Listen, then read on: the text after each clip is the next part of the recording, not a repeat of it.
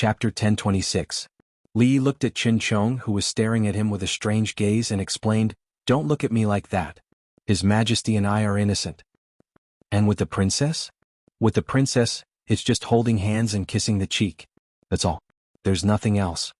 "I know." Qin Chong nodded. "You and His Majesty are innocent." Li looked at him and said, "But the look in your eyes hasn't changed." Qin Chong lowered his head and said nothing. Of all the officials in court, only he and His Majesty believed that they were innocent. Everyone knew that His Majesty and Jianghu of Silla were as close as brothers, and that His Majesty favored him even more than Her Majesty the Empress. Who would believe that they were innocent? But he could not say this in front of Qin Chong. Based on his understanding of Li Yi, if he bore a grudge against you, he would not fall out with you on the surface, but he would make things difficult for you in the future. Everyone knew of His Highness Jianghu of Silla's pettiness, just like his relationship with His Majesty.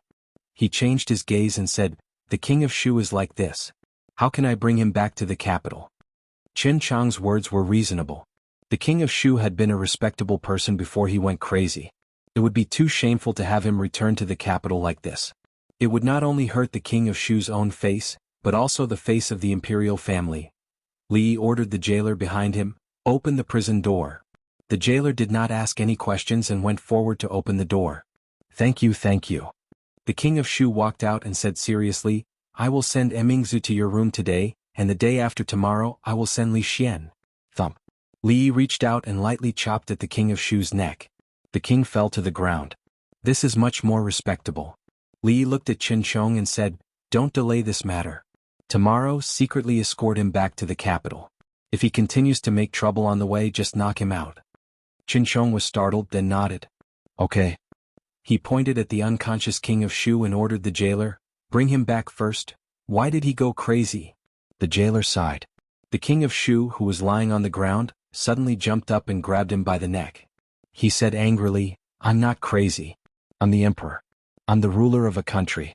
You unruly people. Bang. Qin Chong chopped down on the King of Shu's neck with even greater force than Li Yi's.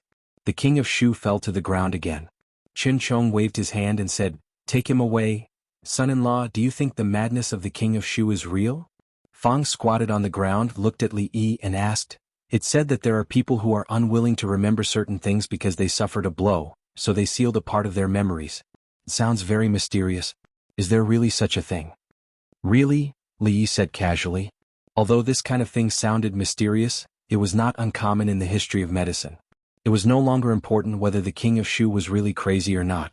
Based on Li Xian's style of doing things, he might not kill the King of Shu. However, the King of Shu would not be able to leave the capital in this lifetime. As for the one imprisoned in the capital, what difference did it make whether the King of Shu was really crazy or not? Now that the matter with the King of Shu had come to an end, he was thinking about other matters. This time the King of Shu was captured and Fang Yu escaped. They had already taken over the fringe. However, they still could not find Fang Yu.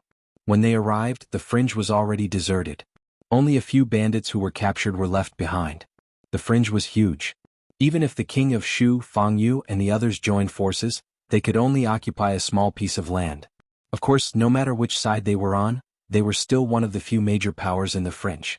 Now, the territories near the Jing Kingdom and the Qi Kingdom had been unified by them. Only some major powers in the north near the Wu Kingdom had yet to be conquered. Li Yi, Wang Wei, and the others discussed for a while and decided not to make a move so soon. They would wait until they had stabilized their current territories before advancing. When that time came, the fringe would have to change its surname. Whether it was Li or Lu, it was all the same. Moreover, the surname Lu would eventually belong to the surname Li. These details could be ignored for the time being. Fang squatted on the ground. He was waiting for Li Yi to explain to him. However, Li Yi only gave a perfunctory reply and did not say anything else. He had already noticed that the young master did not seem to like to talk to him recently. Thinking about it carefully, other than the time when the princess sent a letter to Mississippi Lu, he did not offend him in any way. He thought for a moment and took out a letter from his sleeve. He said, "Young master, actually, the princess sent me a letter today. I didn't let second miss see it." Li quietly hid the letter in his sleeve. He did not know why, but when he looked at Fang again, he found him much more pleasing to the eye. "Not bad. You did a good job this time." He patted Fang's shoulder and quietly returned to his room. He closed the door and leaned against it. He couldn't wait to take out the letter from his sleeve. He had been waiting for this letter from Mingzu for a long time. On the cover there were 4 big words, to Li Yi. Li Yi was startled and his face darkened. He glared fiercely at the door. This Fong, is he stupid? This is a letter from Mingzu, not from Mississippi Lu. Why is he acting so secretive? It's like he's meeting with an underground gang. What's there to be afraid of when it's his own letter? Li Yi was stunned when he opened the letter. There was no letter paper. There was no letter paper in the envelope. Could it be that when she sent the letter she forgot to put the content in it? Li Yi's eyes were a little moist. It was not easy for him to wait for a letter from her. It had been 9 months. He was about to marry Zumo Ruoqing, but he only waited for such a letter, and it was a letter without content. Did she let him imagine it himself? He turned the envelope over and over, but still did not find the content of the letter. But he found a bunch of hair in the envelope. This hair should not have been put in accidentally because it was not one or a few strands, but a bunch tied with a red band. It was not long and one end was the tip of the hair, and the other end was cut very neatly. It should have been cut with a sharp tool such as scissors. It was very strange for Mingzu to write a letter. Last time she sent a beating and asked Rui to do it. This time she sent a bunch of hair. Why didn't she send a kiss and ask Rui to do it? Li was about to sit down and study it. After taking 2 steps, he saw Rui sitting at the desk, holding a book in his hand and looking at him. He was stunned and asked, "Rui, when did you come here?" "It's been an hour." Mississippi Lu put down the book in her hand, looked at him and asked, "What's in your hand?" Li looked down at it, then looked at her and said, "A letter." Mississippi Lu asked, "Li Mingzu sent it?" Li was surprised and said, "How do you know?" "When Uncle Fong secretly gave it to you just now, I heard it." Li Yi straightened the envelope and pointed at the words for Li Yi on it. He said solemnly, "You see, this time it's for me. I didn't peek at your letter." Mississippi Lu nodded and asked, "What did she say?" Then she added, "Of course if it's something private I won't ask. After all, I'm not like some people who have a hobby of prying into other people's privacy." Li didn't like what she said. What did she mean by having a hobby of prying into other people's privacy? That was concern. Concern was to help her and Mingzu establish the right outlook on life, values and the world. She didn't want them to go astray. What's so good about prying into other people's privacy? You'll get beaten for prying into other people's privacy. It was obvious that she wanted to know, but she pretended that she didn't care. Women, what privacy? In order to prove his innocence, Li Yi handed over the envelope and said, "There's no privacy between us. You can take a look." Mississippi Lu took the envelope, opened it and looked at Li Yi. Li Yi looked at the empty envelope and was stunned.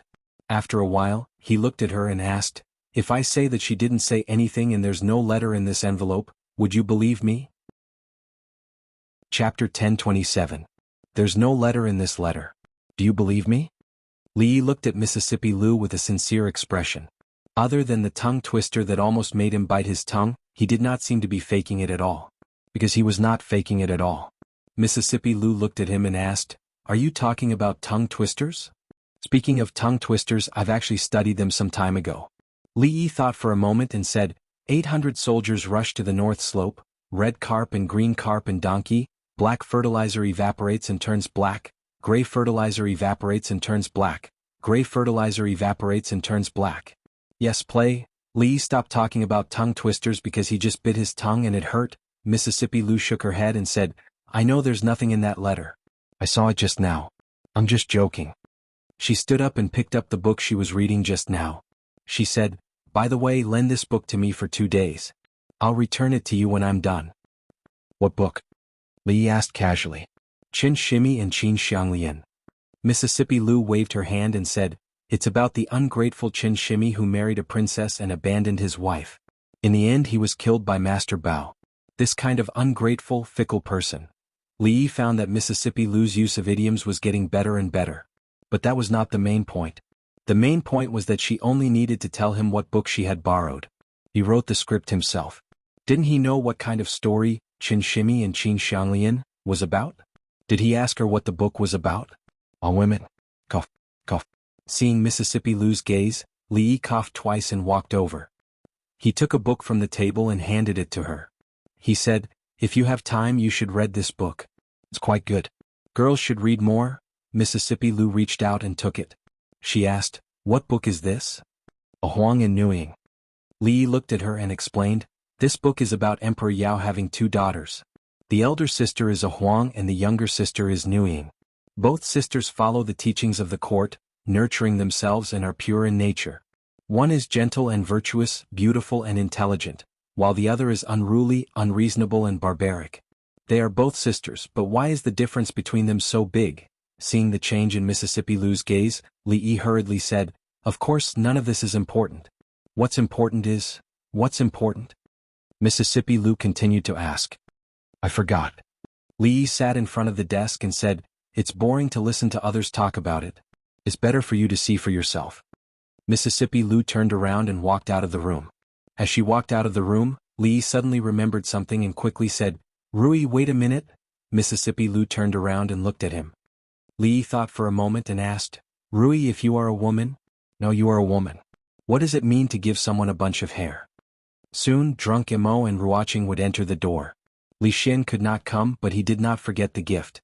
According to what he said in the letter, it was a generous gift, but Emingzu only gave a bunch of hair. This was too unkind. Hair, wishing that he would have a good start in the new year? Black hair tied to the hair, forever tied to the same heart. When a woman gives her hair to a man, it means that she has fallen in love with him. When a husband and wife get married, they also have to tie the hair. Mississippi Lu explained, looked at him and asked, "Why did a woman give you hair?" Li put his left hand behind his back, shook his head and said solemnly, No, how could it be?" Fang watched the son-in-law walk into the room with the letter and close the door.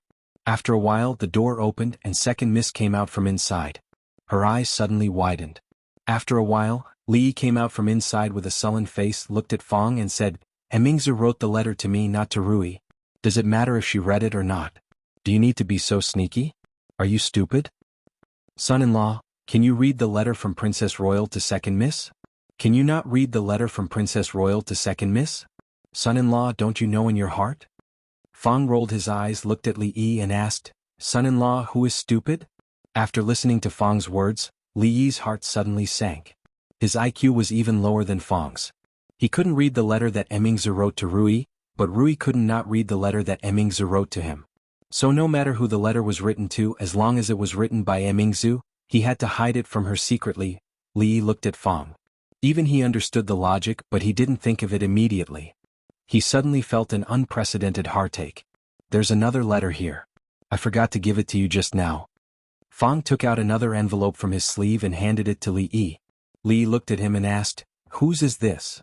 Fang shook his head and said, "I don't know. There's no name on it. It was sent with the princess letter. Although there's no recipient, it's definitely for son-in-law." Li reached out to take it and he was stunned. The envelope was bulging, and it was thicker than the two scripts that Mississippi Lu had just taken away.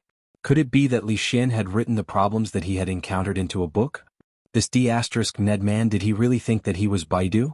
Even Baidu wasn't that convenient. There was no signature on the letter, but according to Li Xian's style of doing things, Li Yi felt that his guess was most likely correct. He instantly lost the urge to open the envelope. He put the envelope aside, looked at the bundle of hair in his hand and fell into deep thought. What did Emingzu mean by sending him a bundle of hair? Was it to congratulate him on getting rich in the new year, or was there something else? As for what Mississippi Lu said about being together forever, he didn't really believe it. This was something that only young girls would do. It was possible that Xianning would do it, but for Emingzu, what if that was what she meant?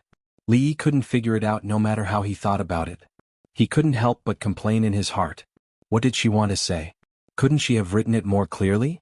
A woman's mind was the hardest to guess. Then he tore open the envelope on the table.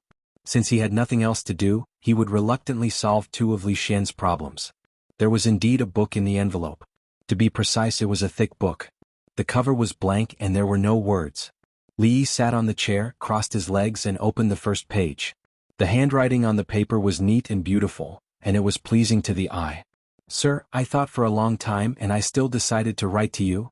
Since he left the capital city, there was only one person who still called him sir. Seeing the first sentence, Li Yi put down his crossed legs and sat up straight. The relaxed expression on his face gradually became serious. Fang squatted at the side, glanced at him and quietly squatted a little further away. When Li Yi put the thick letter on the table, he moved a little further away and stopped at the door. "A few days before I wrote to Sir, the plum blossoms in the cold mountain temple bloomed again. My royal sister took me to see it once. The people in the capital city all said that this was the year when the plum blossoms in the cold mountain temple bloomed the most. It's a pity that my painting isn't as good as Sir's. Otherwise, I could draw this year's plum blossoms and keep it for you to see when you come back. Her handwriting was neat from beginning to end, and it could be seen how serious she was when she wrote the letter. The letter was very long and trivial. On one page she would write how beautiful the plum blossoms in the cold mountain temple were, and on another page she would write about the death of the old man who bought candy figurines on the street, and she had been sad for a long time. On another page she would write about what she had seen in the academy, and at some point she would mention that she was now in charge of the women's union, and there were many things she didn't know how to do, and she was learning slowly. Li could feel her mood from her words, her joy, anger, sorrow, and joy, as if she were by his side. He held up the letter that could already be called a book, and carefully read word by word, line by line, and page by page. His eyebrows gradually relaxed, and a smile unconsciously appeared on his face. When Su Jing walked in from outside, he was stopped by Fang at the door. Fang looked back at the figure who had been sitting quietly in the courtyard for a long time, and whispered, "Don't disturb him." Chapter 1028. Squatting at the door, Fang glanced at Su Jing, who was waiting there quietly, and said, "Old Su, why are you looking for the son-in-law? Tell me. Maybe I can think of a way so there's no need to trouble him. The son-in-law is busy all day, so it's better not to make trouble for him." Su Jing just looked at him indifferently and said nothing. "Hey, why are you looking at me like that? Are you looking down on me?" Fang straightened up and looked at him with a slightly angry expression. "Although I'm not as smart as the son-in-law, I'm not far behind. Sometimes the son-in-law isn't as smart as me. Tell me what's the matter. I'll help you think of a way." Su Jing looked at him and said, "We have a goddess and a protector, and the other side also has a goddess and a protector. In terms of numbers, we don't have the advantage. Most of the captive believers are from the Qi kingdom, and many of them are unwilling to surrender." After saying that, he looked at Fang and asked, "What's your idea?" In Fang's eyes, there was no normal person in the holy religion except for the son-in-law and Miss Ruoqing. No, except for Miss Ruoqing there was no normal person. Including Su Jing in front of him, no one knew what was going on in their minds. They were extremely paranoid and crazy. They were a group of lunatics. What could he do to a bunch of lunatics like this? Was he supposed to press their heads and make them submit to him? Seeing that Su Jing was still looking at him, Fang glared at him and said, "What are you looking at me for?" Su Jing said, "I'm waiting for your idea." "Why are you waiting for my idea? Whether they are willing to surrender or not, does it have anything to do with me?" Fang glanced at him and asked, "You still have to ask me this kind of question. What are you doing as a purple envoy?" Su Jing was a very serious person. He looked at him and said, "You just said you could think of a way." Fang thought for a moment, then suddenly looked at him and asked, "How old are you this year?" Su Jing looked at him and said, 28. "Do you have an in-laws?" Fang asked again. "No." Fang pointed at him and said somewhat exasperatedly, "You're already 28 years old and you're about to reach your 30s. You don't even have a wife. When I was 28, my son could already work in the fields. You don't want to pass on the incense to your Su family. What's the use of thinking about all this nonsense all day?" Su Jing looked at him and asked, "What's the use of having a mother-in-law? Is it to be afraid like you?" When Li Yi walked out of the courtyard, he saw Fang lift Su Jing up with one hand and was about to throw him into the lotus pond in front. "What are you doing?" Only when Fang heard the voice did he put Su Jing down. Su Jing straightened his collar, his expression unchanged as he said, "There are hundreds of believers who are still unwilling to surrender. Most of them are from the Qi kingdom. Our influence in the Qi kingdom is not as great as theirs." The holy religion was now clearly divided into two parts. One was the Qi kingdom branch with Taoist nun as its concubine, and the other was the Jing kingdom branch with Ruoqing as its concubine. The Taoist nun's influence in the Jing kingdom was not as great as that of Ruoqing, and Ruoqing's importance in the hearts of the believers in the Qi kingdom was not as great as that of Taoist nun. Now that there was a conflict between the two concubines and they needed to take sides, there would be two completely different choices. "I understand." Li Yi nodded and said, "You can go now. I have my own way of dealing with this matter." "Okay." Su Jing cupped his hands in obeisance and simply turned to leave. Fang stared at Li Yi with wide eyes and asked curiously, "What is your way, son-in-law?" He really couldn't figure it out. They didn't want to believe him, so what could he do? Could the son-in-law control what they were thinking? According to his experience, when the son-in-law said he had a way, he really did have a way. This was different from him. It seemed that the son-in-law was indeed a little smarter than him. He had to face this fact. For Li Yi, the problem of the believers of the holy religion was not simple, but it was not difficult either. As long as he found the right problem and applied the right medicine, he would soon see results. At present, the first thing on his mind was the upcoming wedding.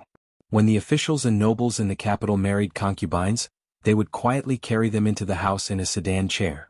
They wouldn't make too much of a fuss. At most, they would invite some relatives and friends to get together. Li Yi also didn't intend to make the whole Shuzhou bustling. He didn't intend to announce it with great fanfare, nor did he want to invite the officials of Shuzhou. Although he could receive a lot of gifts, did he care about these things? However, it couldn't be too simple. After all, for women this was one of the most important things in their lives. Whether it was Zuamo or Ruoqing, they couldn't be wronged. Of course, seriously speaking, this was also his first marriage, so he had to take it seriously if the last time he was knocked unconscious didn't count. He walked into the room. Rui was looking at the clothes in the wardrobe and worrying. Seeing him come in, she hurriedly pulled him over and asked, "Husband, what do you think I should wear on the day my two sisters marry?" Li Yi was dazzled by the clothes in her wardrobe and said, "My wife looks good in anything." Rui shook her head and said, "That won't do. I have to choose one." Li Yi closed the wardrobe, put his arm around her waist and said, "There's no need to choose. I've already chosen the clothes you want to wear on that day." "Which one?" Rui asked in confusion. Li Yi led her to the bed, opened a box at the head of the bed, and rummaged out a piece of clothing. He said, "Just wear this." Rui was stunned, and then she shook her head and said, "Don't talk nonsense, husband. How can I wear this? Because I haven't seen my wife in this dress." Li Yi put the wedding dress on the bed, held her in his arms and said, "Last time I got married in a daze. Later I thought about it. How can I be so careless about marriage? So this time I want to marry again." Li Yi looked at her and asked, "My wife, are you willing to marry again?" "Husband. Dwainer is already 2 years old." Rui looked at him with a red face and whispered, "If we do this, others will laugh. I'll see who dares to laugh." "No way." Li Yi moved closer to her ear, sucked her earlobe and asked softly, "Can I?" Rui's soft body collapsed in his arms and her cheeks were red.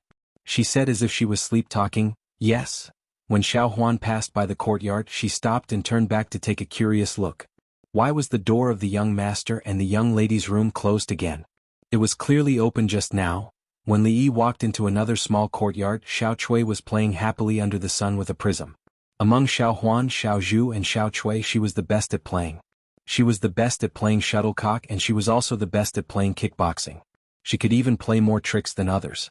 At this moment she was showing Fang the phenomenon of using a prism to make a rainbow under the sun. Fang was obviously not interested in making a rainbow.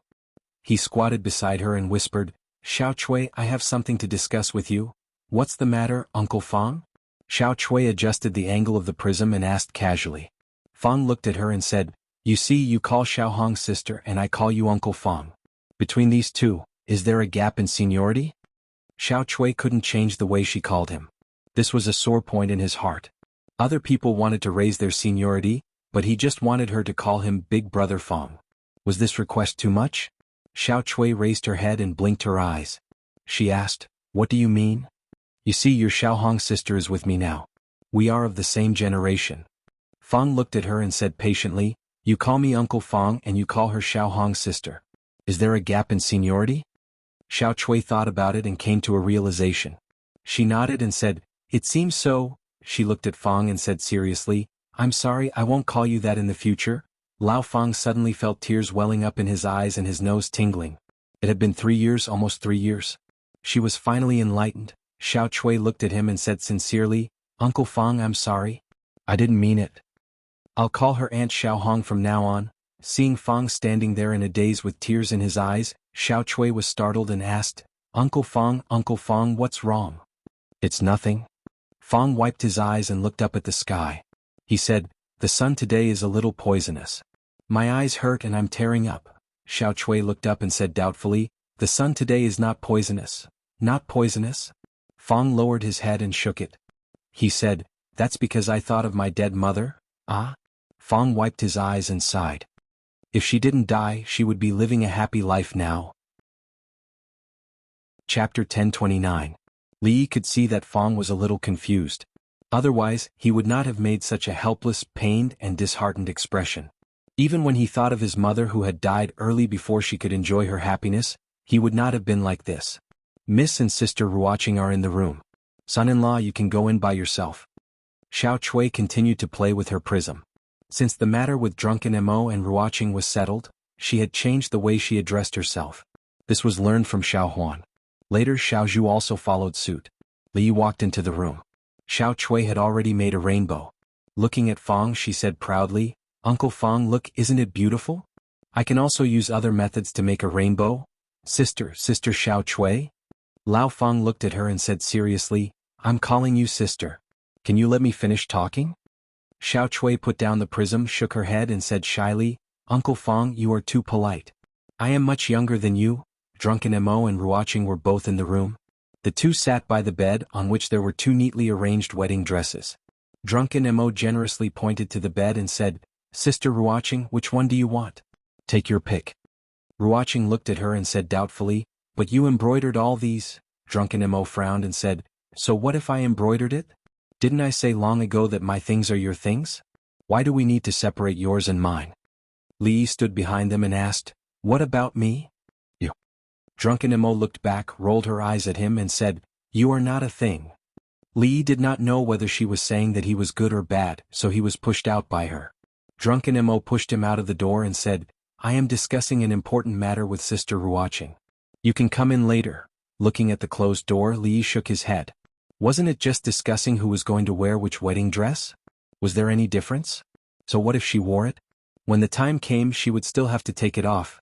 He walked to the side and decided to watch Emerald perform her magic for a while. Using a Mitsubishi mirror to create a rainbow was the most basic. Advanced players like Emerald had already mastered the method of creating a rainbow. As long as the weather was right, they could create a rainbow using a homemade sprayer, a basin of water, and a mirror. In the room, Drunk Ink looked at Ruoqing and said, "Although you didn't embroider it yourself, there's no time to embroider it now. Fortunately, I'm thoughtful. Just make do with it, don't bother about these things." Ruoqing shook her head and said, "I'm not fussing over it. You know, it's not easy for me to wear this dress. I know you're the Empress. You can't let them see the Empress wearing a wedding dress." Drunk Ink looked at her and asked, "But do you think they will let you wear a wedding dress?" Hearing this, Ruoqing blushed inexplicably and whispered, "I can wear it in private." "You don't need to wear it in private." Drunk Ink pressed her shoulder and let her sit on the bed. "You don't have to worry about these things. Who cares about the Empress? You just have to be your bride in peace." She took off her shoes and socks and jumped onto the bed. "Don't hesitate. Put it on first. This is the first time in my life that I'm wearing a wedding dress." Ruoqing had no choice but to agree. Soon, in the room, in front of a dressing mirror that was as tall as a person, there were two more brides. Both of them were already very beautiful, and now that they were wearing wedding dresses, it added a bit of soul-stirring charm. Drunk Ink looked at the mirror for a long time before snorting softly. That guy got lucky. When she and Ruoqing sat back on the bed, she seemed to think of something and suddenly looked at Ruoqing. "What's wrong?" Ruoqing was a little confused by her gaze and looked at her. Drunk Ink was startled and suddenly asked, "Although we married at the same time, there has to be a sequence. Tell me who came first and who came last." "Of course it's you first." There was no need to hesitate on this question. To be exact, it was Drunk Ink who met him first and they were also together first. "I'll go first." Drunk Ink suddenly revealed an inexplicable smile on her face. She looked at her and asked, "Then does little Ruoqing have to call me big sister?" Ruoqing looked up at her and finally seemed to understand something, and her face became even redder. "Ah." Drunk Ink couldn't help but laugh heartily and pushed her down on the bed. "I've called you big sister for more than 10 years, and now I can finally turn things around. Little Ruoqing, quickly call me big sister." Ruoqing's face was crimson and she gritted her teeth. "No." Drunk Ink snorted coldly. "No, if you don't blame me for punishing you. Does anyone need my help?" Li stood by the window and asked as he watched the two people rolling on the bed. Whether it was to help Ruoqing resist Drunk Ink or to help Drunk Ink punish Ruoqing, he could help. Bang. Looking at the tightly closed window, Li shook his head and turned to walk back to the yard. Drunk Ink and Ruoqing didn't bring him out, Rui and Emingzi didn't bring him out, Rui and Xuanhuan didn't bring him out for a bath, and he actually degenerated to watch Xiao Chui turn into a rainbow with Fong. The Shu King's mansion. The Shu King's mansion was no longer the Shu King's mansion. At best, it could only be called the former site of the Shu King's mansion. In a spacious hall, the door was closed and the windows were closed from the outside. Hundreds of people were crowded in the hall, and most of them sat quietly on the ground, expressionless. Envoy Su, don't waste your effort anymore. The person sitting at the very front opened his eyes and looked at the young man standing in front of him. He said, I'll also give you a piece of advice. You and I shouldn't interfere in the affairs of the two goddesses. Otherwise, we'll be punished by the gods and die without a burial place. Fang, who was leaning against the pillar, curled his lips. What *t divine punishment, that could make people die without a burial place? That was called divine punishment. Su Jing looked at him and said lightly, Envoy Fang of the right betrayed us and wanted to harm the concubines. You are also guilty. Although the concubines don't want to blame you if you continue to be stubborn, don't blame me for not being polite. There's no point in saying more. We will not interfere in the affairs of the two concubines, the man said lightly and closed his eyes again. Su Zheng clenched his fists tightly but he quickly relaxed them. Although the believers of the two countries had already accepted the fact that there were two concubines in the holy religion, and the believers of the Jing kingdom had all been subdued by him, it was not easy for the people of the Qi kingdom to determine who was superior between the two concubines. The concubines have arrived. At this moment, a voice suddenly sounded from outside the hall. In the hall, after a brief silence, everyone stood up from the ground. A young woman appeared at the door of the hall. All the believers of the holy religion knew that the Empress had two incarnations in the human world, and they also remembered the portraits of the two concubines in their hearts. The woman standing outside the door was one of the concubines, the one who represented benevolence. Greetings, concubine. Under the lead of the leader, everyone bowed to the woman at the door. No need to stand on ceremony, the woman said softly. Thank you, concubine. They looked up and saw a rainbow-colored ray of light behind the concubine. It wasn't just one but several dozens. The Empress was draped in rainbows and behind her were countless rays of light. Like a goddess, Xuanhu appeared in front of them. Inside the hall, all the believers were dumbfounded. Old Fang froze on the spot, pursed his lips, nudged Su Zheng who was standing on the side and asked, That, your other queen, can she glow? Greetings, concubine. Su Zheng didn't answer him, instead kneeling down on both knees, prostrating himself on the ground and loudly said, Greetings, concubine. All the believers in the hall knelt down at the same time, prostrating themselves on the ground. This was the highest form of etiquette of the holy religion. Just now, they were greeting the incarnation of the Empress Benevolence. Now they were greeting the real Empress. And the reason why they could distinguish whether the concubine in front of them was the concubine or her incarnation was because the concubine's incarnation didn't glow, nor did it emit rainbow-colored rays of light. This was the arrival of the Empress herself. Chapter 1030. Ruoqing was like an immortal. She came in a rainbow and left in a rainbow. With a wave of her sleeves, she didn't take away a single cloud, but she took away the faith of many believers. Ruoqing took away their faith and Su Zheng took away their bodies. These were the first batch of believers of the Qi kingdom that they had subdued, and they were the core elites of the holy religion in the Qi kingdom. These elites all prostrated before Xiao Chui's prism. Li Yi had always felt that compared to all kinds of people in the world, these fanatics were the simplest and purest. They wouldn't scheme against each other and dealing with them wasn't tiring at all. They only believed in Her Majesty. If Her Majesty wanted them to do evil, they would do evil. If Her Majesty wanted them to do good, they would do good. If they could be guided and purified compared to the filthy and chaotic court, they would be a clean stream in the world. Xiao Chui put away her prism, picked up the mirror in the water, and took away the basin of water in the courtyard. 4 high-level players, these things and 2 assistants were enough to give people a feast for the eyes. After the matter was done, she would leave in a flash, hiding her achievements and fame. Of course, she didn't really leave in a flash. She just went to the mall with Xiao Zhu and xuanhuan. Today they could bring back everything that they could bring back. Li Yi felt that it was necessary to discuss with Ruoqing and give her the title of Rainbow Saintess. Not to mention other things, just her ability of rainbow in daylight was enough for her to establish her own faction. After today, the historical problems of Shu province were almost all solved.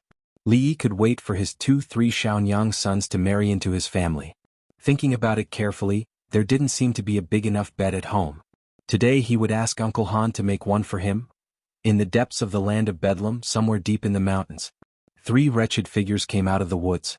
When they stood on a wide mountain road, they couldn't help but burst into laughter. These 3 people were naturally the right custodian of the holy religion, Fang Yu, and the 2 purple-clothed messengers. Since that night they had been on the run for more than a month. That day they were chased by dozens of experts. They only cared about running for their lives and lost their direction. They wandered around the mountains like headless flies, eating and sleeping in the open, cutting their way through brambles and thorns, and finally found the right path. They had suffered quite a lot along the way. At that moment, Fang Yu's clothes had been torn into rags, his face was covered in dirt, and his hair was stuck together. The two purple-robed envoys beside him were not in a better condition, and even appeared to be in a worse state. One looked at him and asked in a hoarse voice, "Guardian, where are we going now?" "Although it is wrong," Fang Custodian, and said. Fang Yu looked ahead, gritted his teeth and said, "Let's go to Qi Kingdom first and meet up with Her Highness. When we're done with Qi Kingdom, we'll come back and kill Li Yi and those baldies." This time he fell into the baldies' trap. Not only did he fail to capture Li Yi, but he also almost lost his life. The elites of the holy religion under his command would not have a good ending if they fell into the baldies' hands. With such a huge loss, he even lost his base in the land of Bedlam. When he returned to the Qi Kingdom, he would most likely be punished by Saintis. But he didn't have to worry too much. Blood was thicker than water. No matter how angry Saintis was, she wouldn't do anything to him. But he couldn't swallow the anger in his heart. If things in the Qi Kingdom could proceed smoothly, such a small loss would not be a big deal. He heaved a long sigh of relief. As long as Saintis was there, everything would be fine. He really didn't want to face Li Yi alone. The most important thing now was to find a few suitable clothes. "The three of you stop." A loud and clear voice suddenly came from behind. A few figures quickly rushed out of the forest and surrounded them. The fierce-looking man who led the group looked at them and said, "This is a robbery. Hand over all your valuables. If I'm in a good mood, I might let you go." As he spoke, his voice trailed off. Because the three people before him were really too shabby, their faces were covered in dirt. Not to mention that they hadn't washed their faces for a long time, their clothes had long been torn into rags. They couldn't even cover their crotch. He really couldn't figure out where else they could hide their valuables. The fierce man looked at them, waved his hand impatiently and said, "Forget it, I'm unlucky to have met you three paupers. It's really unlucky. I'll let you go today. Get out of here." Fang Yu didn't leave. He was staring at the leader's bald head in a daze. When he saw this bald head, Wang Wei's hateful face would appear in his mind. Since more than a month ago, what he hated the most in his heart had changed from wasting food to bald heads. The fierce-looking man looked at them and asked, "Are you deaf? Didn't you hear what I said?" Fang Yu looked at him again and the corner of his mouth twitched. "Ha, bald head." This was already the territory of the Qi Kingdom. No matter how fast those bald heads were, they couldn't have come here. So the bald head in front of him was definitely not the bald head he hated. But they were all bald. For some reason, the fierce-looking bald man suddenly felt cold all over and inexplicably shivered. Fang Yu and the two purple-robed envoys began to walk in the direction of those people. "What do you want?" "You're courting death." "You, why are you taking off my clothes?" Don't, big brother, you're a hero." "You can have the socks, but can you leave a crotch cloth?" "It's cold, leave a pair of pants for me to wear." "I beg you, big brother." After only a quarter of an hour, the mountain path was littered with the bodies of the three people, but there was no sign of them. The leader of the bald men had long been beaten black and blue and his face was swollen beyond recognition. He lay limp on the ground, his body twitching unconsciously. Although the others did not suffer the same torture as him, there were three of them who were naked from head to toe. They didn't even have a crotch cloth. They squatted down, crossed their arms, and looked at their companions beside them, shivering. "Borrow a pair of pants to wear. We're all brothers, don't be so stingy. If you don't have pants, socks will do." The capital city. The king of Shu was captured by Jianghu of Silla in Shuzhou and was now secretly escorted to the capital city. Apart from the royal family and some high-ranking officials in the court, the people and officials in the capital city were still in the dark about this matter. After all, the matter of the Chui clan was no small matter. It was equivalent to treason. Although this matter had passed for a long time, it was related to the royal family. Once the king of Shu returned, it would definitely become the focus of the people and officials in the capital city. At the gate of the palace, a eunuch who had already received the news stood quietly and waited. He didn't know when, but a carriage appeared in front of him. The carriage came from afar and slowly stopped. The carriage looked very shabby. Obviously, it had been traveling for a long time. A young man jumped out of the carriage and lifted the curtain, showing it to a eunuch in the palace. The eunuch asked, "Look, is this the king of Shu?" The eunuch looked at it carefully and compared it with the portrait in his hand. He nodded and said, "Without a doubt, it is the king of Shu. It's good that it is the king of Shu." The young man took the book and pen and handed it to the eunuch. He said, "If there is no problem with the goods, please sign here." "Thank you for your hard work, brother." The eunuch cupped his hands and said with a smile. In order to deceive the public, it was not a courier who secretly escorted the king of Shu from Shuzhou to the capital city, but an armed escort. This Shunfeng escort agency had just been established, but its branches had already spread across all the provinces and prefectures of the Jing kingdom. Whether it was delivering letters or goods, the speed of logistics was only inferior to the speed of the imperial court's express delivery. Moreover, it was very credible and rarely made mistakes. Although it was more expensive, it was still very popular among the people and merchants. The eunuch was already familiar with this. He took the pen and paper and said, "Please wait here for a moment. I will bring it back to His Majesty and have him sign it." Chapter 1031. Not long after, in the Hall of Diligent Government, Li Xian, who had just returned from the Academy of Sciences, signed a piece of paper and asked, "Where is the king of Shu now?" The eunuch replied, "The princess has temporarily sent him to Jianghu Palace." Li Xian walked out of the hall and walked into a palace. He stood side by side with Emingzu. The king of Shu was not the real king of Shu, but this news could not be spread out. Otherwise, it would damage his father's reputation. Even his return to the capital had to be done quietly so as not to attract the attention of the people and officials. This was the reason why Li Yi chose to secretly send the king of Shu back without fanfare. Inside the hall, the king of Shu looked at the eunuchs and palace maids in front of him and laughed. "I thought that Li Yi was here to steal my throne. It turns out that he wants to send me back." He pointed to the people in front of him and said, "Slaves, why don't you kneel when you see me?" The eunuchs and palace maids lowered their heads and did not dare to speak. He walked around the hall and saw Li Xian and Emingzu standing at the door.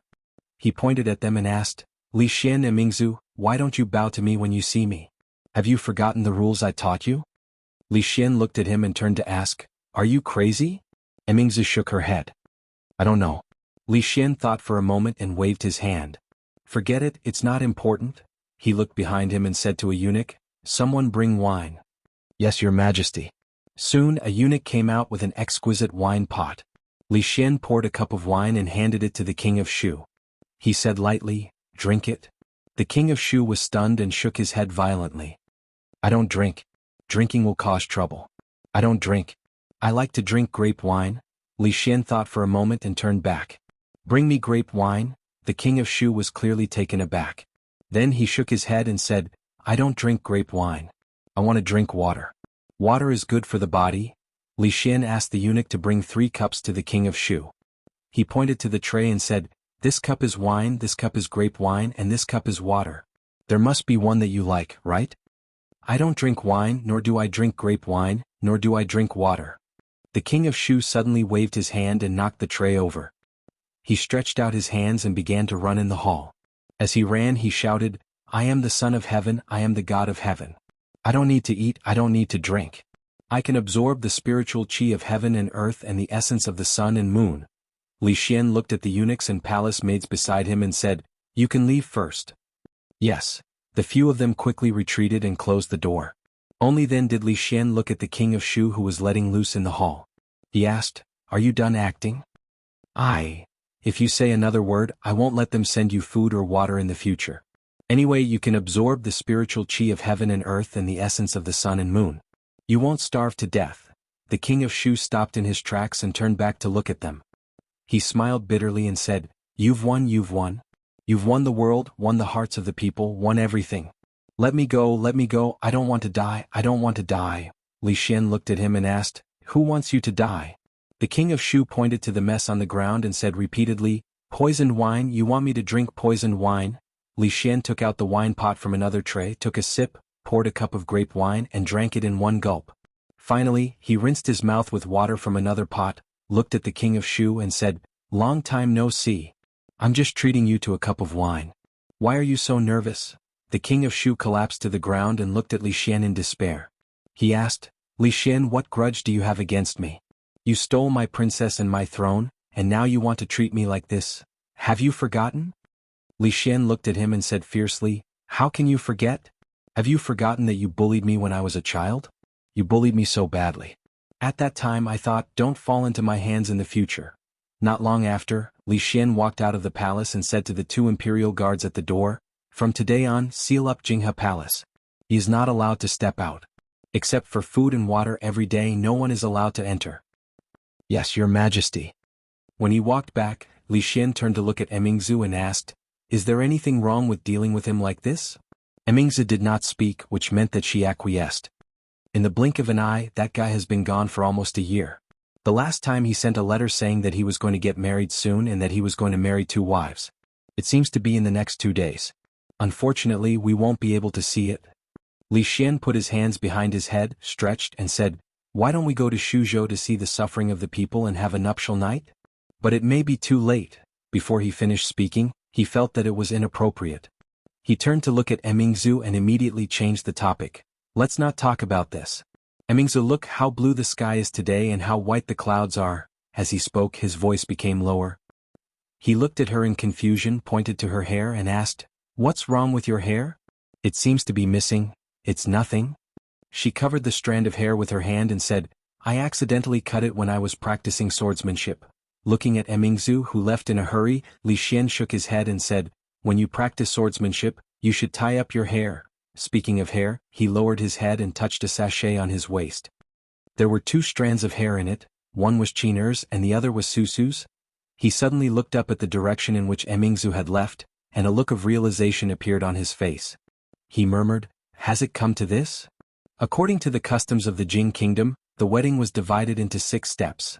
Accepting gifts, asking for names, accepting gifts, asking for dates, and welcoming in person. But when it came to Li Yi, everything was simple. Ruoqing and Zuemo were already a family. It was not known whether and Rui could be counted as a second marriage. They were just married from one yard to another. The journey to Shuzhou was long, and it was difficult for the old lady to bear the long journey. From the few words in the letter, one could see the old lady's regret. As the governor of the capital and the assistant minister of the Ministry of Revenue, Seng Shichen was busy with official affairs. It was impossible for him to leave the capital for several months, so he sent gifts and letters very early. Ruoqing became an orphan at a very young age and grew up in a brothel. She had no relatives, so many customs and steps of the wedding could be skipped directly. Of course, it was impossible for the 4 of them to not have an elder. Second uncle sat at the front with his eyes half closed. After receiving their greetings, he lowered his head and let out a light snore. Tonight, the jianghu of Silla's mansion was particularly lively. Li did not make a big fuss at the wedding. Everything was carried out in the mansion in a low-key manner. Although the people and officials of Shuzhou had known the news a long time ago, they did not know that the day of His Highness Jianghu of Silla's wedding was today. Of course, even so, there were a lot of guests in the mansion. There were people from the Lu League, people from the brothel, the bald group led by Wang Wei, and people from the Willow Leaf village who had gone through thick and thin together from the beginning. Tonight, there was no prince or son-in-law, only men and wine. Li Yi raised his wine cup, raised his head frequently, and drank up all the wine in the cup. Fortunately, he was good at drinking, so he would not get drunk after 2 or 3 cups. Moreover, in order not to delay the wedding night, his wine was made by Xiaozhu herself. There was a strong smell of wine, but in fact the alcohol content was not high, only a little higher than grape wine, so it was not easy to get drunk. Xiaozhu decided to carry forward her bartending business, and Li Yi strongly supported her. He just promised her that he would open a tavern in Yong County in a few days and let her be the proprietress. He did not know whether her tears were because of this or because she was reluctant to see her miss get married. Maybe the latter reason was more because Xiao Chui, who was with her, also had tears in her eyes. This was a little strange. The wedding with Ruoqing and Zumo was just a ceremony. They would be the same as before, so why were they crying? What was more strange was that Xuanhuan also cried, and she cried even more sadly than them. Her tears could not be stopped. She was already an 18-year-old girl, but why did she still cry like a little girl? Chapter 1032. Tonight, the Jianghu of Silla residence was filled with jubilation. Wang Wei had drunk a lot that night. His face was red and he couldn't even speak properly. He only knew how to raise his glass and said, "Come, come, come, your highness, drink." Fang rubbed his bald head and glared at him. He said, "What are you drinking for? If you want to drink, go home with your wife. Didn't you see how much the son-in-law drank tonight?" Wang Wei pushed him away. His eyes were drunk and blurred. He said, "No, this glass of wine? I must toast your highness with this glass of wine. My life was given by your highness and big sister. I can get to where I am today thanks to your highness' trust. I have no regrets in this life if I can work for your highness. Fang carried him to a bald woman and said, Sister-in-law, I'll leave this guy to you. In the future, persuade him to drink less. He won't be able to control himself if he drinks too much. Just now, I saw him groping a little girl who was serving wine. He wanted the little girl to be his concubine. The little girl was so anxious that she cried, Got it? The bald woman nodded. She held Wang Wei's neck with one hand and looked at him coldly. Fang looked at the time and walked to the front. He said loudly, It's getting late. Everyone should have eaten and drunk enough. Let's go, a drunk man said in a daze. Hey, it's still early. We haven't consummated our marriage. Fang kicked his butt and said angrily, Get out. If you've drunk enough, get out. Don't cause trouble here. Li waved his hand and said, If they want to drink, let them continue to drink. There's enough wine today. They can drink as much as they want. Fang looked back and nodded. Then let them drink here. I'll help son-in-law to rest. No need. Li waved his hand. I'm not drunk yet. I can walk by myself. His body swayed and he walked outside alone. Fang followed behind and watched him walk into a courtyard. Then he turned and left. Li closed the door and blocked out all the noise outside. The whole world suddenly became quiet. Several rooms in the courtyard were lit up. Li took a few steps forward. When he was about to step on the stairs, he suddenly didn't know which one to push. He stood where he was and thought for a moment. Then he stretched out his finger and muttered, Pick an army, pick a general, pick a wife. Whoever little rooster points at will be the one. Li's finger moved slowly, and he nodded every time he pointed. When he said, Who, for the second time, his finger pointed at the room on the far left. The room on the far right belonged to Rui. From right to left it was Ruoqing, Xuemo and Rui. Today was their wedding night. It was not good to choose between Rui, Ruoqing and Xuemo. It was unrealistic to choose all of them, so they could only follow God's will. Li walked up the stairs to the door of the leftmost room. Halfway there he stopped. Rui God's will told him to choose Rui, but he didn't dare to. He knew which one he couldn't afford to offend, God's will or Rui. So this time he had to go against God's will. He stretched out his finger again and changed the direction. He nodded and said, Whoever little rooster points at will be the one. His finger still stopped at the room on the far left. Li put down his finger and thought to himself, would there be retribution for disobeying God's will twice in a row? Disobeying might not necessarily happen, but not disobeying it would happen immediately. Li excluded Rui's room and chose a new one. This time he could finally follow God's will. He walked to the door of Rui's room and knocked on the door. The candlelight in the room that was still lit a moment ago was extinguished in the next moment. Rui's voice came from inside. Tonight I will sleep with Xuanhuan. Husband, go find little sisters Ruoqing and Xuemo. Although he didn't want to disobey God's will, Li had no choice but to give up after knocking a few times and there was no response. He knew why Rui did this and he was a little touched. There was only one Rui in the world and it was his Rui. He didn't save the world in his previous life, and he was kicked because he was willing to help others. This must be God's compensation for him. As for that bastard who returned kindness with enmity, he couldn't take revenge for this kick in this life, but in the next life he would harm his daughter and let him get what he wanted. Li walked to the door of Ruoqing's room and knocked on the door. This time the candlelight in the room was extinguished after a while. Ruoqing stood on the opposite side of the door and said to him, Tonight I will sleep with Xiaozhu. You go find sister Rui and Xuemo. There weren't many women as sensible as Rui, and with the addition of Ruoqing, God's compensation for him was too great. Could be seen how much that guy hurt him. In the next life, if it was not enough to have sex with one daughter, he would at least have sex with two. Li stood outside Ruoqing's door for a while before walking to the door of Xuemo's. His footsteps stopped and the candlelight in the room went out. Li was startled and asked, Do you want to say that you want to sleep with Xiao Chui tonight and ask me to find Rui and Ruoqing? Not saying anything was a tacit agreement. Li knew that Xuemo was just a door away and whispered, Don't make trouble. I'm not making trouble. Xuemo leaned against the door and whispered, Anyway tonight you can't find me. Li understood what she meant, and he also understood what Rui and Ruoqing meant. However, what was wrong with sleeping with Xuanhuan, Xiaozhu and Xiao Chui? The bed was a new big bed and it was not crowded for 3 people. He had 3 beautiful wives but he could only stay alone. This was one of the saddest things in life. On the wedding night, where to sleep at night was actually a problem. There was no bed in the study. Should he squeeze with Fang? He sat on the steps, leaning against the pillar, drowsy. Although the wine he drank at night was specially made by Xiaozhu, it was still wine after all. After drinking too much, he still felt a little dizzy.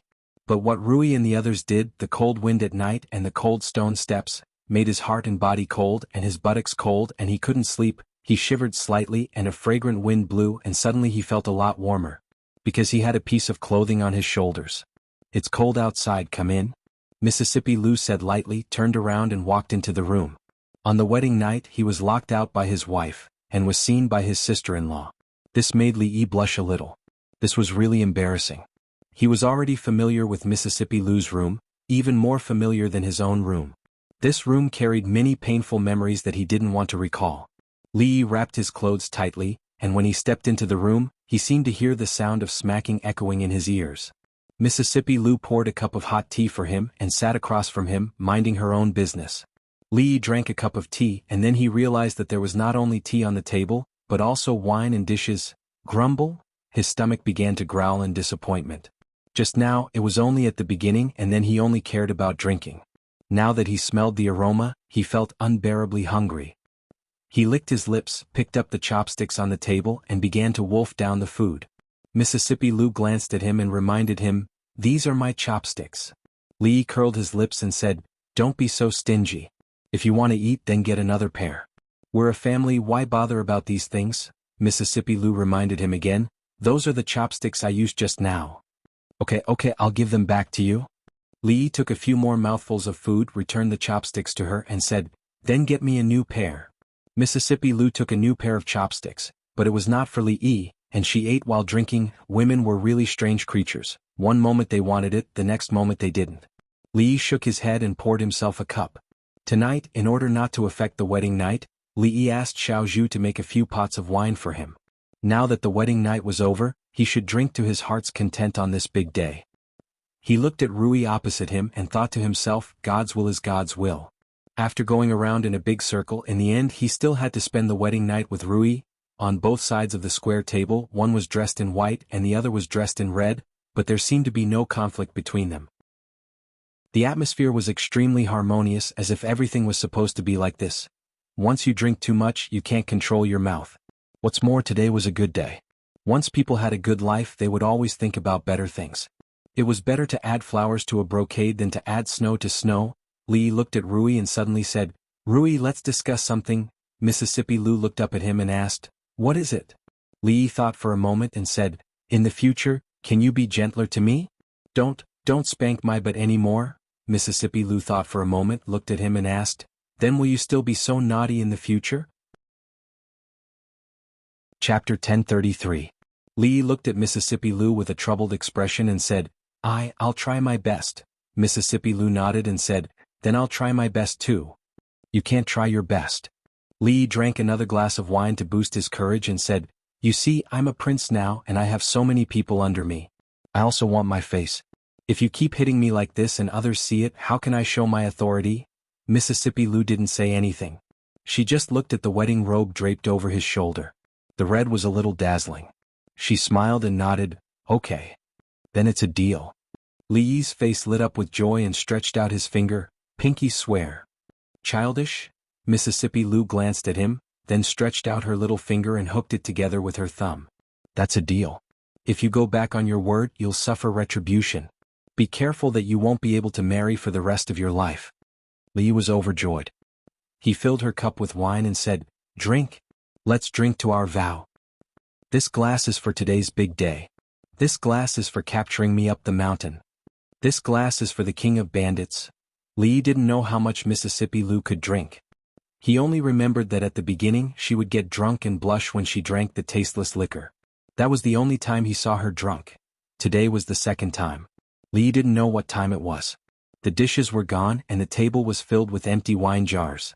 Li felt like the world was spinning around him, but he refilled their glasses out of habit. He put his hand on her shoulder and said, "This cup is for you being a man." Mississippi Lou's eyes were blurred. She waved her hand and said, "No, I'll be drunk if I drink any more." "It's okay, you can't drink, I'll drink for you." Li drank both glasses of wine. Mississippi Lou's cheeks were red and she frowned. "I can't drink? What a joke, bring the wine." "There's no more." Li took a few empty wine jars and shook his head. He put the wine jars back and turned around. He found Mississippi Lou sitting at the table, holding her cheek with one hand and looking at him with blurred eyes. Li was startled and said, "I'll be embarrassed if you look at me like this." She looked for a long time and suddenly said, "Let me ask you a question." Li sat down beside her and asked, "What is it?" "Who's prettier, Li and Li?" "You too." Li thought for a moment and said, "I don't know who's prettier." "You don't know?" Lady Lu's voice rose a pitch. "It's okay." Li waved his hand, patted her chest and said, "Although the two of you are about the same beauty, your breasts are bigger than hers. She definitely won't be able to catch up in this lifetime. It's okay?" Li waved his hand. He patted her chest and said, "You asked first?" Unexpectedly, Mississippi Lou just waved her hand casually and said, "Forget it." "It's not the first time anyway." However, Miss Lou just casually waved her hand and said, "Forget it." "It's not the first time anyway." Li looked at her and murmured, "Not the first time?" She didn't explain further and picked up a wine pot. However, she didn't pour any wine out. She stood up and walked towards the bed unsteadily, saying, "You can go back. I'm tired. I want to sleep. They don't want you and I don't want you." Mississippi Lou grabbed his arm and said, "You should go back. I'm sleepy. I want to sleep. They don't want you and I don't want you." Mississippi Lou grabbed his arm and said, "Get up." Li suddenly opened his eyes. He looked at her and asked, "You don't want me either?" Mississippi Lou stood by the bed and stared at him. After a while, she rolled him to the foot of the bed. "Yes." She lay down beside him and said, "They don't want you, but I want you." She turned around and looked at Li. "I have one more question." Li closed his eyes and murmured, "Why do you have so many questions? Are you asking 100,000 whys? Do you still want to go back?" "Go back to where?" "Go back to where you came from." "Yes." Li opened his eyes. His gaze was blurry. He said, "Even in my dreams?" Mississippi Lou's eyelashes fluttered. She looked confused and asked, "Don't you want everything here? Don't you want my sister? Don't you want Dwayner? Don't you want Xuanhuan? Don't you want Yongning? Don't you want Mingzu? Don't you want me?" "Yes, I want everything." "Then why do you still want to go back?" "I miss my mother." After a moment of silence, Mississippi Lou stretched out her hand and slapped his butt through the quilt. She said angrily, "Why didn't you say so earlier?" Li's hands were rolled up in the quilt. He couldn't move. He squirmed a few times and said, "We just made a pinky promise. You still hit me. Be careful. No one wants you in the future. If no one wants you, then no one wants you." Li suddenly laughed. "Ah, don't worry. If no one wants you in the future, don't forget about me. Don't forget about you. You don't want me either. You've already used this trick. Don't forget about me. I'll support you." Her raised hand fell down again. Her eyelashes fluttered a few times. After a long time she said slowly, "I'm sleepy." This time she didn't get any response. She opened her eyes and looked at him in his sleep. There was still a smile on her face. Her breathing gradually calmed down. She just stared. When Li woke up, he found that he had a terrible headache. He thought that Mississippi Lou must have made him drunk again last night. He opened his eyes and wanted to get up from the bed, only to find that he couldn't get up at all. He was rolled up in the quilt. The culprit was sleeping next to him. She was sound asleep and hadn't woken up yet. The person lying next to his pillow was actually Mississippi Lou. This gave Li a fright. But looking at the situation now, they should just be lying on the same bed. Nothing serious happened. Only then did he finally relax. He spent a lot of effort to get out of the quilt. He carefully got off the bed and looked back. Mississippi Lou was still asleep. "What a pig!" Li shook his head. When he was about to leave, he suddenly turned around after taking 2 steps. He stared blankly at the figure on the bed. Mississippi Lou. The sleeping Mississippi Lou. The defenseless Mississippi Lou. She slept soundly on her side. Her back was facing Li. A certain perky part of her was facing him. Li's gaze fell on that part of Mississippi Lou's body. A bold idea suddenly popped up in his mind. What goes around comes around. This year it's my turn. Sooner or later you'll have to pay for what you've done. Pay them back in their own coin. It's never too late for a gentleman to take revenge. At this moment he thought of many words from the ancients. The ancients didn't lie to me. Countless painful memories emerged in his heart. Li raised his head and hit her without hesitation. Smack. Li swore that this was the most beautiful sound he had ever heard in his life. All the humiliation he had suffered in the past disappeared in this smack. At this moment he felt that he had reached the peak of his life. Then he saw Mississippi Lu turn her head and look at him with a pair of deep eyes. The sky was slightly bright. Fong came out of the courtyard. He opened the door and stretched his body. Bang! In the prince's mansion, one of the courtyard doors suddenly shattered. Two figures jumped out one after another. Fong's expression changed. Did assassins break into the residence of eldest miss and second miss? Soon he dispelled this thought. Because the people who came out one after another were the son-in-law and second Mississippi. The next moment, his expression became even more horrified. Because he realized that the son-in-law was wearing second Miss's clothes early in the morning. Moreover, both of them were barefooted. His body shuddered as he immediately thought of a terrifying possibility. Could it be that the son-in-law was drunk last night and went into the wrong room? On the wedding night he went into the wrong room and slept on the wrong bed? Or perhaps he slept with the wrong person? Help! Someone's been killed. He looked in the direction of the scream in a daze and sighed. What a sin. Chapter 1034. Li sat in the yard and spent a long time to calm down. He had once reached the peak of his life. Although it was very short and fleeting, he would always remember the feeling at that time. After being humiliated by Mississippi Lu for so long, at that moment he finally completed a beautiful counterattack. Of course it felt good, but the price he paid was painful. He was chased by Mississippi Lu for a few miles. This time she did not spank his butt again, but directly hit his laughing acupuncture point. When the two of them walked back, she looked at him and smiled all the way. However, it was not without gains. Li still vaguely remembered that before the two of them got drunk last night, he seemed to have reached an agreement with her. She promised him that they would hook up. Although she was still not that gentle to him, at least she would not do something as shameful and exciting as spanking his butt. This was a great improvement and it was worth being happy about. The smile on Li's face just appeared on his face, but he immediately stopped. He held his stomach and his face twitched. He laughed for too long in the morning, and now his stomach hurt when he laughed. Although he did not know what happened after that and why he ran to Mississippi Lu's bed, this was not important. Anyway, nothing that should not have happened. The only regret was that she finally got drunk yesterday. This was a once-in-a-lifetime opportunity, and it was really a pity that he did not get any secrets from her. The inspiration for this idea came from Mississippi Lu. Last time when he was drunk, she even asked those virtuous and artistic teachers, and said that she already knew all his secrets. She did ask a lot of things, but if he said that he did not have any secrets with her, Li would not believe it. Did she know that he actually came from another world? Did she know why he was always mischievous in front of her? She did not know anything. Xuanhuan walked out of the room and looked at the strange expression on the young master's face. She asked curiously, "Young master, did something happy happen to you this morning?" No. Li would not admit that it was because Mississippi Lu hit his laughing acupuncture point, and he said seriously. Xuanhuan said in disbelief, "But young master smiled the whole morning." No means no. Okay.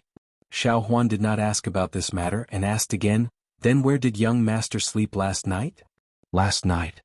Li thought for a moment and said, "I slept with Fong." Xuanhuan looked at Fong, who came in from outside the door, and asked, "Uncle Fong, right?" Old Fong was taken aback. He looked at Li, then at Xuanhuan, and nodded. "Yes, that's right." Xuanhuan looked at Fong and said, "I haven't asked Uncle what you said." "Yes." Old Fong looked left and right, then clasped his hands behind his back and walked away. "Who sent you to my side?" "Uncle Fong, he. Li stared at her and said, "Who sent you to my side, Uncle Fong, he?" Li glared at her and said, "What's there to ask? You didn't open the door for me last night, so I had to squeeze with Fong. Otherwise, where else could I sleep with the second miss?" Li looked at Mississippi Lu, who came out of the room, and asked, "Don't you think so, Rui?" Mississippi Lu glanced at him and walked straight out of the yard without saying anything. "Oh." Xuanhuan nodded, looked at the yard door, and asked, "But young master, why is the yard door broken?" Li knocked on her head and said, "Why do you have so many questions? Are you 100,000 wise?" He was stunned after he said it.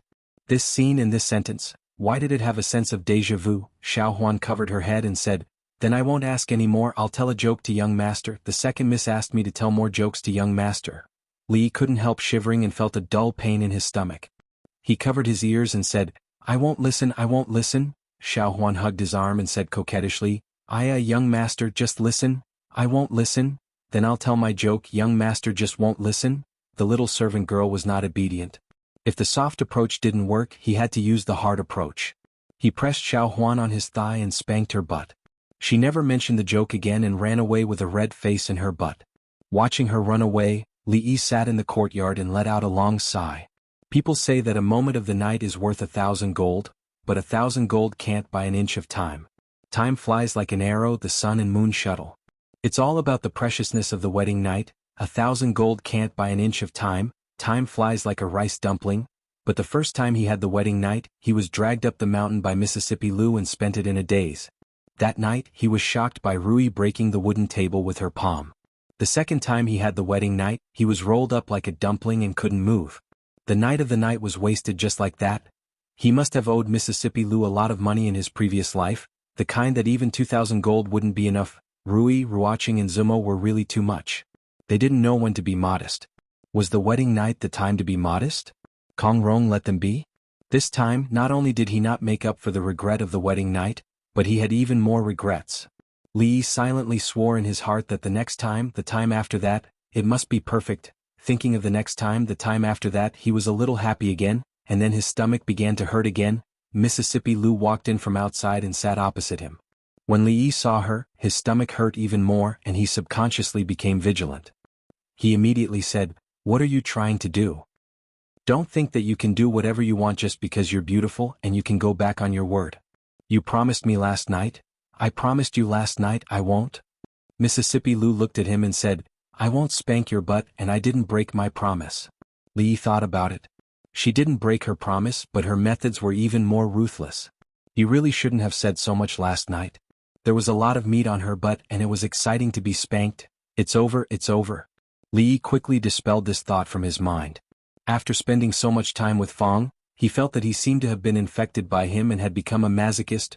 Mississippi Lu thought about it, stared at him and said, "I have a question to ask you." "What question do you have again?" Li Yi looked at her and asked warily, then his expression froze. Why did he say, "Again"? Mississippi Lu rubbed the space between her eyebrows, stared at him and asked, "Other than this, did I say anything else to you last night?" No, right? Li Yi actually didn't know. He really forgot. Even Rui Lu, the always drunk, had forgotten everything after getting drunk. How could she expect him to remember? Wasn't she thinking too highly of him? Mississippi Lu looked at his expression and asked again, "You really don't remember?" Li Yi shook his head. "I don't remember. It's better to drink less in the future. It's not good for your health and it'll make things worse. Then it's okay." Mississippi Lu finally felt relieved. She waved her hand, stood up and left. She felt that he said a very rare truth. Don't be greedy when you drink because when you're drunk, you don't know what you'll say and what you'll do. She actually asked him who was prettier between her and Emingzu. She actually said, "They don't want it, but I want it." She actually asked him the biggest secret that she learned from him that night. She actually slept on the same bed with him for the whole night. Fortunately, he didn't remember any of this. Wait a minute. Li Yi suddenly stood up, and a look of realization appeared on his face. He looked at Mississippi Lu and said, I remember everything." Hearing Li Yi's voice, Mississippi Lu stopped in her tracks. Her body stiffened, and her heart began to beat wildly, uncontrollably. She turned around, looked at him and asked calmly, "What did you remember?" Her expression was indifferent, and her fists, which were hidden in her sleeves, were clenched tightly. Even she didn't realize that her voice was slightly trembling. Of course, Li Yi didn't realize that Rui's voice was trembling either. In his heart he gave him 100 thumbs up for his wit. Opportunities always came to those who were prepared. Without a doubt this was an opportunity. He looked at Mississippi Lu, thought for a moment and said solemnly, "Last night, you said that you'll be gentler to me in the future. You won't speak loudly to me and you won't bully me from time to time. You also said that you'll prepare an expensive gift for me during holidays and birthdays. Also, you said that you'll be nicer to me, that you'll massage my shoulders and back when I'm tired, and cook noodles for me when I'm hungry." Chapter 1035. You have to listen to me in the future. You have to help me when Emingza bullies me. You can't be on her side. After listening to him for a quarter of an hour, Mississippi Lu closed her eyes and let out a long sigh of relief. She asked, "Anything else?" "Of course. You said Emingzu." Mississippi Lu's eyes suddenly opened. A trace of panic flashed across her pretty face. Her heart began to beat wildly again. What happened to Emingzu? You said Emingzu was too much. How could she bully others like that? Li Yi thought for a moment and nodded. He looked at her and said, "Yes, that's what you said.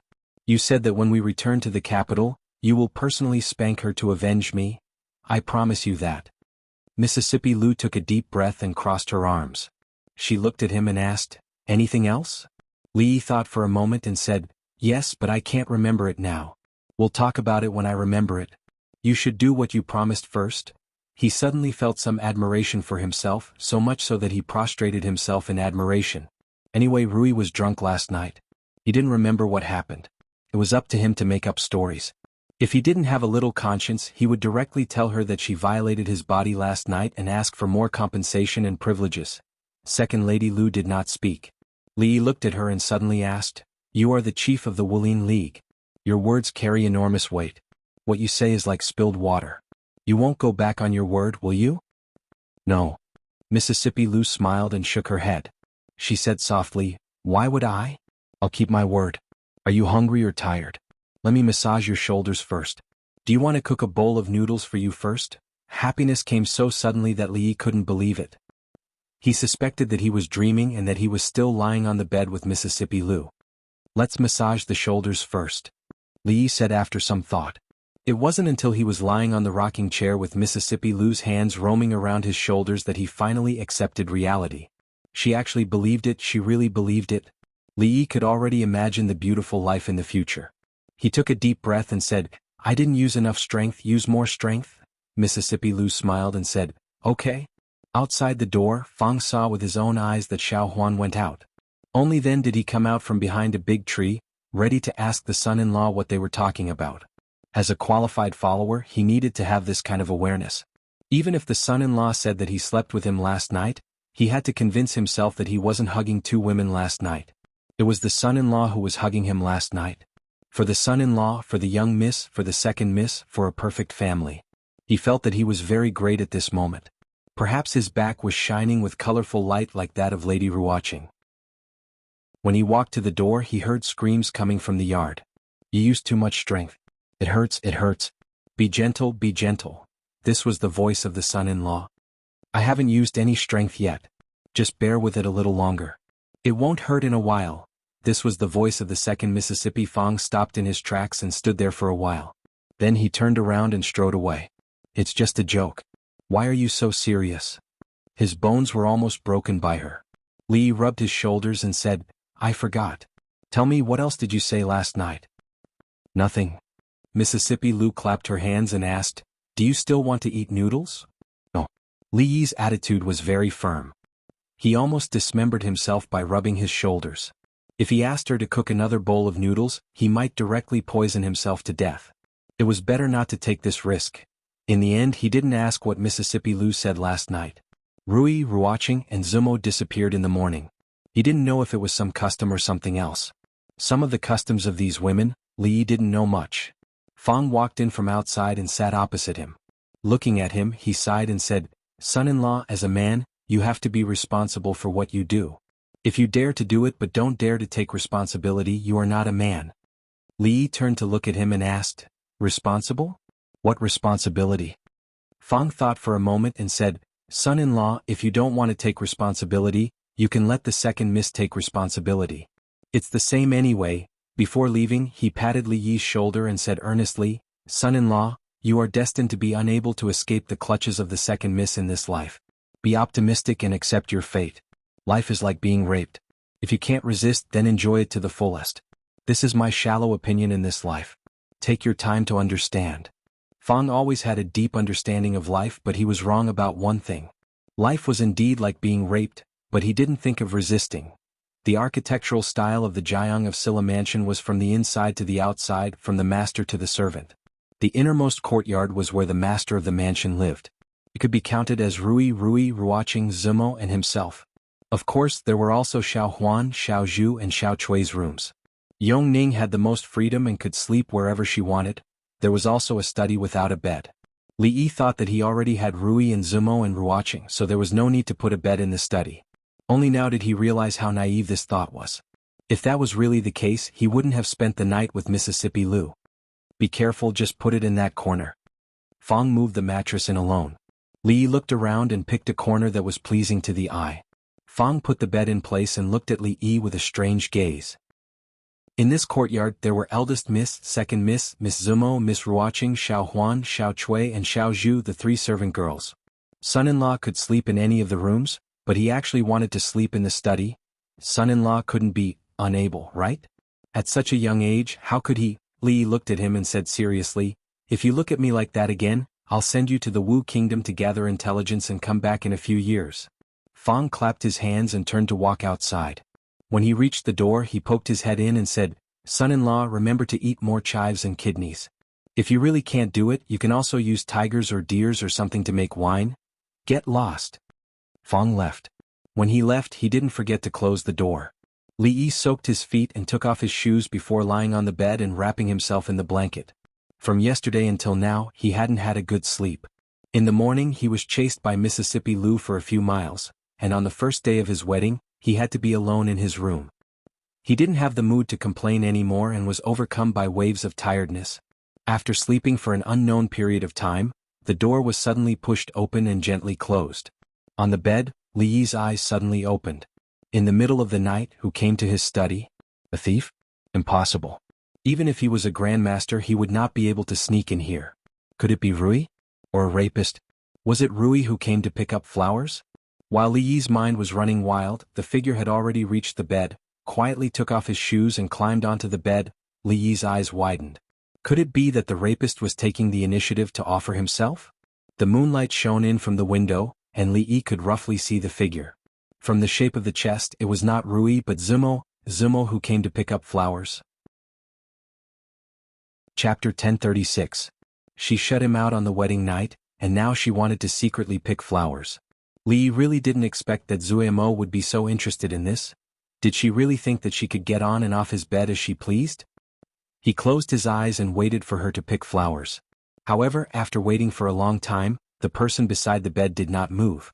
Just when Li Yi was about to get impatient, he felt that she stood up. Was she going to run away? Li Yi couldn't pretend anymore. He grabbed her hand and dragged her to the bed. Ah! There was a cry of surprise in the room. Li Yi hugged her tightly and said fiercely, "Since you are here, don't leave, Shu." After she reacted, she immediately looked back and whispered, "I sneaked here, they don't know." Li Yi carried her to the bed and whispered, "What are you doing here, picking flowers?" In response to him was a hot kiss. Li Yi had seen what a passionate Zuemo was like. In the dark night, there was only breathing and 2 gradually hot bodies. Li Yi knew what she was here to do. She was here to make up for the regret of the wedding night and carry out the last step they didn't finish yesterday. Squeak! There was a sound at the door again. Zuemo was startled and immediately lay down inside, hiding in the quilt. Li Yi looked at the figure who quietly closed the door with some surprise. He thought to himself that it couldn't be. 2 flower thieves came in one night. It seemed that he should carefully consider Fang's suggestion just now. The person who sneaked in was easy to recognize. From the way she walked and the hazy figure, it was Ruoqing. When Ruoqing walked to the bed, she saw him sitting on the bed. She was shocked and said after a long time, You haven't slept yet. What do you mean by you, me?" Li Yi pulled her over and said, "Call me husband." Someone gently pinched his thigh. "Husband?" she called out softly, and Li Yi could feel that her body was getting hot. Yesterday, I didn't mean to." Ruoqing was not as passionate as Zuemo. Her voice was so soft that it was almost inaudible. She said, Tonight, I will come to accompany you. Don't tell Zuemo or she will laugh at me." "Don't worry, I won't laugh." A familiar voice suddenly sounded. Ruoqing was startled. Seeing the figure crawling out from under the blanket, she was startled and then said in panic, "Zumo, what do you mean by you? You snuck over without telling me. Tomorrow I'll punish you according to the family rules." Ruoqing hurriedly stood up and said, I'll go first." Li Yi grabbed her wrist and gently pulled, causing her to fall onto the bed again. Li Yi held her slender waist and said softly, "It is fate that brought us together. Why don't we stay together?" He slept soundly when he had someone by his side. It was just that his arms were a little numb because they were pillowed on each side. When he came out of the study, it was already late in the morning. Fang was working in the yard, moving the stone table and stone bench to a place further away from the swing. When he saw Li Yi, he stopped in his tracks, thought for a moment and asked, "Young master, do you really not need to ask the kitchen to fry another chives?" No matter whether others believed it or not, he really just hugged them to sleep last night. Nothing that should have happened did not happen, and nothing that should have happened did not happen. If it was only Zue Mo or Ruoqing, the situation would naturally be different. However, the situation last night was special. The two women did not even take the first step, and the second step naturally could not be rushed. That was a matter for the future. Even though he knew that if he made some kind of request they would not refuse, for them, this was something that would be unforgettable for the rest of their lives. He should not be so hasty. However, what old Fang said made sense. After all, it was better to be on the defensive than to be on the defensive. Li thought for a moment and nodded. Let's fry one. Remember to fry them together with the kidney. In the early years of the Jingping era, the number of merchants settling in Shuzhou began to increase rapidly. The flow of people in Yong County skyrocketed. The originally sparse streets gradually became lively and prosperous. This series of changes had long changed the people from the initial joy and excitement to numbness. Under the governance of His Highness Jiang of Silla, Shuzhou would only get better and better. This was something that they never doubted in their hearts. Ever since the situation in the fringe changed dramatically, the bandits were almost completely eradicated. A smooth trade route was opened up, which was known as the Great Mountain Road. The merchants of the three kingdoms also benefited greatly from this. This was a region that was not under the jurisdiction of the three kingdoms. However, the fringe also had its own rules: freedom, equality, justice, and the rule of law. The fringe, which used to make people pale at the mere mention of its name, had completely changed in just over a year's time. The public security was good, even better than that of the various prefectures. The name Fringe no longer lived up to its name. The caravans traveling on the Great Mountain Road preferred to call it New World. There were even many large caravans that had set up shops and workshops in the mountains for convenience and safety. Of course, these were built on the foundations of the original towns in the mountains. Before this, no one knew that there was such a paradise in the desolate mountains. In the Jiang of Silla's mansion, Fang leaned on the kitchen door and said, "Young master, we've almost cleared the road between the Qi kingdom and the Jing kingdom. The bandits we encountered along the way, other than those we chased away, have all been subdued. However, there are more hard to deal with near the Wu kingdom. We don't have enough manpower for the time being, so it's a little troublesome to deal with them head-on." Li was cooking fish, Drunk Mo's favorite steamed fish.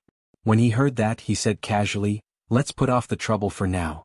We'll talk about it when we can spare some manpower." Watching the young master carry the steamed fish out, Fang swallowed his saliva and shook his head. Ever since the wedding, the young master had been indulging in the land of love and tenderness all day long. He didn't even care about proper business.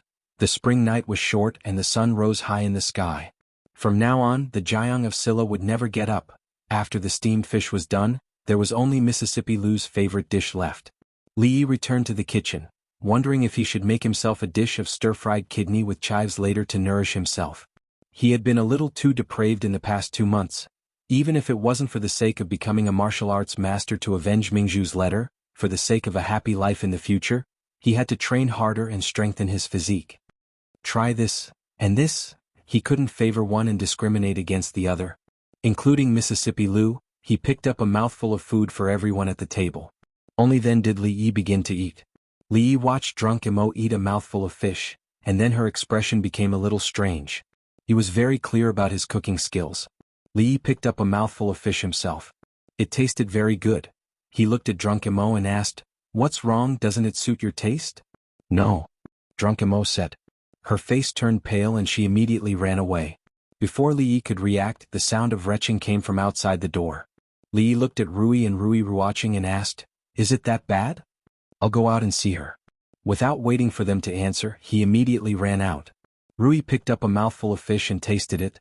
A puzzled look appeared on her face.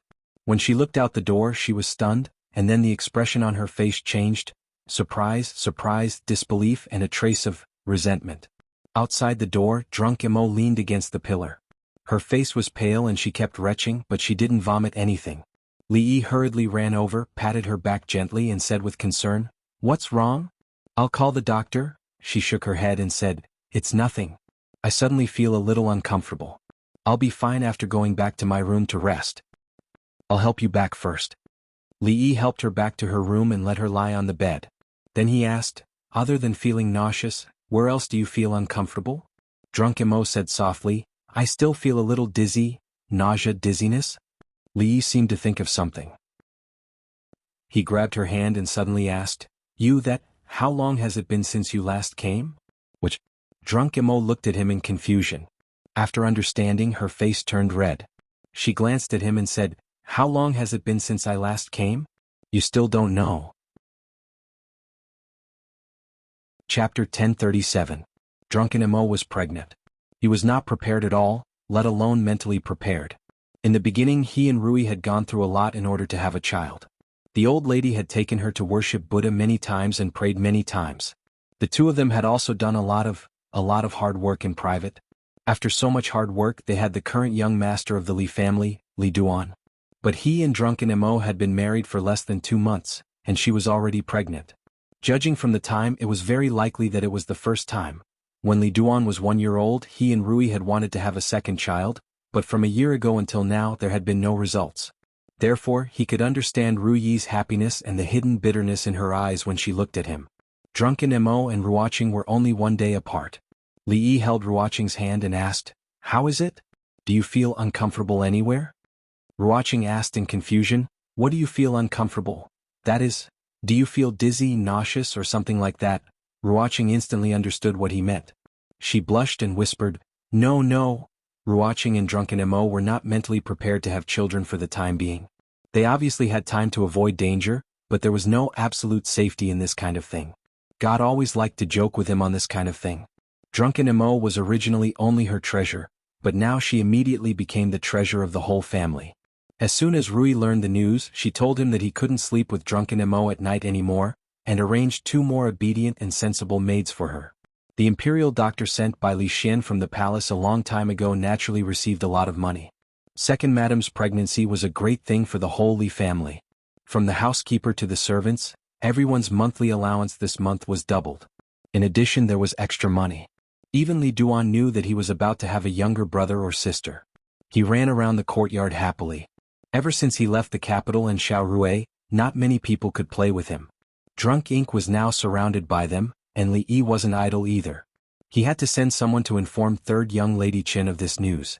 He also had to write a letter to report the good news to the old madam in Jingdo. He also had to send a letter to Tsing Shichen. He also had to write to Li Xian to remind him that even if he couldn't come, he couldn't miss out on a congratulatory gift. After writing a few letters, an hour had passed. When Li Yi walked into the room, Zuemo was alone by the bed, staring blankly ahead. Li Yi sat down beside her and held her hand with a little force. Drunk Ink leaned on his shoulder and whispered, I'm scared. Li Yi put his arm around her shoulder and lowered his head. I'm here, don't be scared. It's not like you're the one giving birth to the child. Of course you're not scared. Drunk Ink rolled her eyes at him and leaned on his chest. The nervousness on her face faded a little. She blinked and suddenly smiled.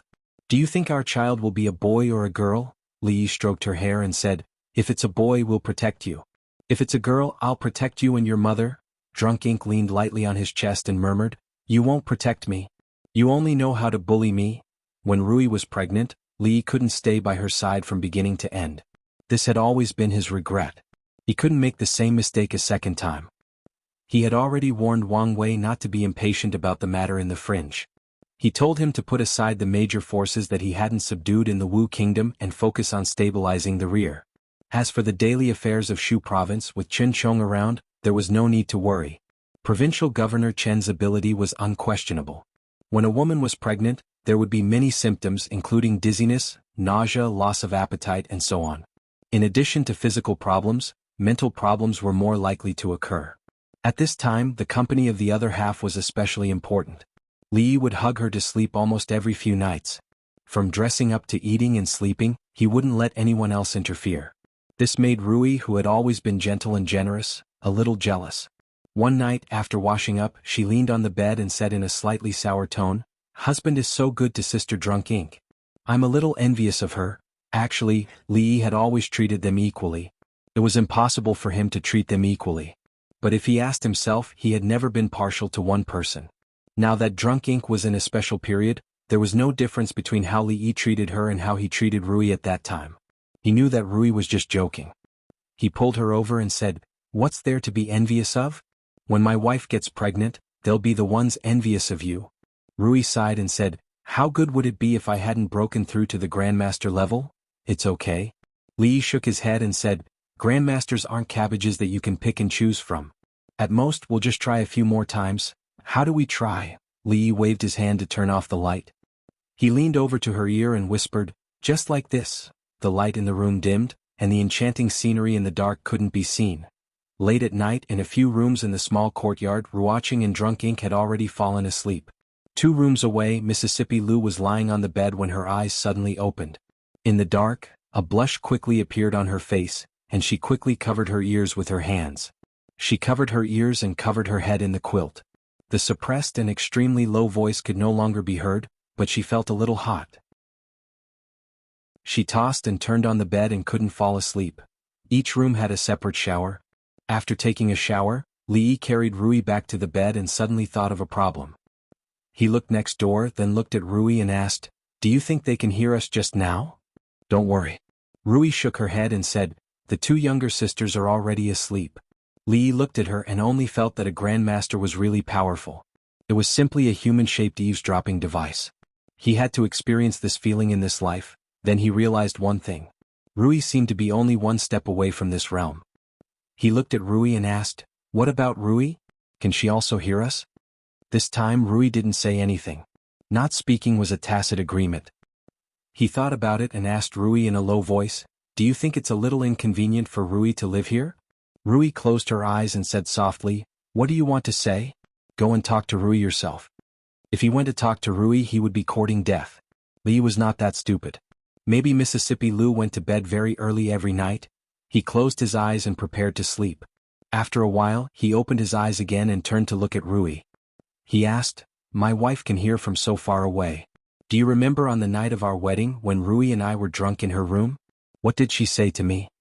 Anyway, they didn't do anything out of line that day. Rui knew about it. Li also just realized that Mississippi Lu didn't tell him what happened that night, but Rui probably knew. Rui thought about it and said, "She made a promise with you that she wouldn't spank you anymore." And then?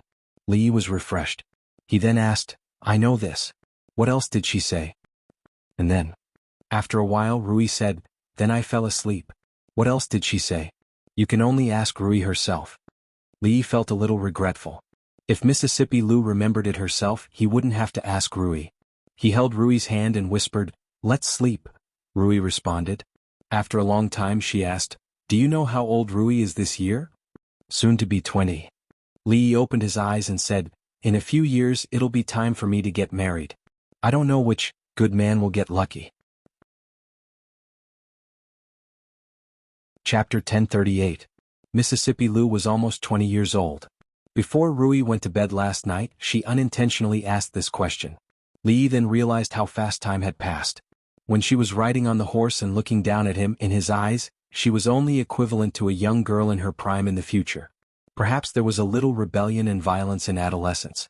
Of course, as she gradually grew up and matured, there was only violence left now.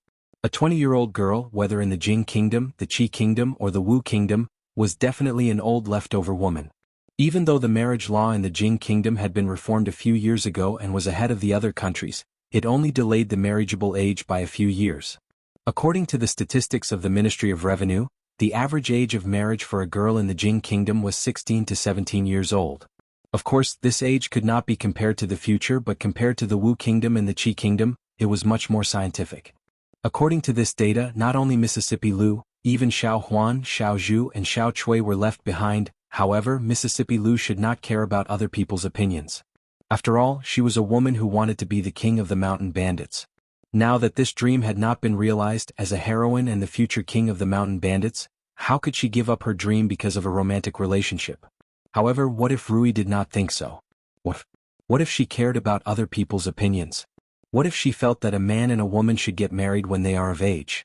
What if she felt that a romantic relationship was the most important thing? A girl's mind was the most difficult to guess. Sometimes, Li could not even guess what Yongning was thinking, let alone Rui. He had to find a chance to ask her, otherwise he would not be able to put his mind at ease. When a girl grew up, it was indeed worrisome. Mississippi Lu woke up late today, even later than Li. Moreover, his complexion did not look too good. Li sat in the courtyard and looked at her. He asked with concern, "What's wrong? Did you not sleep well last night?" Mississippi Lu glared at him and didn't say anything. She continued her morning exercise in the courtyard. The morning exercise was actually Tai Chi that Rui had modified. Rui had now reached a bottleneck in martial arts. In Su's words, diligent practice was no longer helpful for her to improve her realm.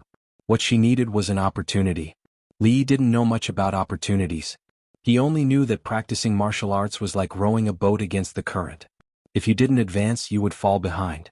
If Rui didn't advance, he would advance, which was equivalent to Rui falling behind. As long as she stood still, he would catch up to her sooner or later. At that time, it was possible for him to surpass her in terms of martial arts, and then he could, an expert was indeed an expert. His morning exercise was like a dance. The whole set of movements was very pleasing to the eye. After a quarter of an hour, Rui's morning exercise was over. Li placed the heated breakfast on the table. She washed her hands and walked over. Li sat opposite her and watched her eat. Rui usually didn't take the initiative to speak, so Li had to find a topic himself. Li looked at her slightly haggard face and asked, "You always look pale in the morning. Is it because you're not used to living here? Do you want me to move you to another courtyard?" Mississippi Lu took a small sip of porridge and looked up at him.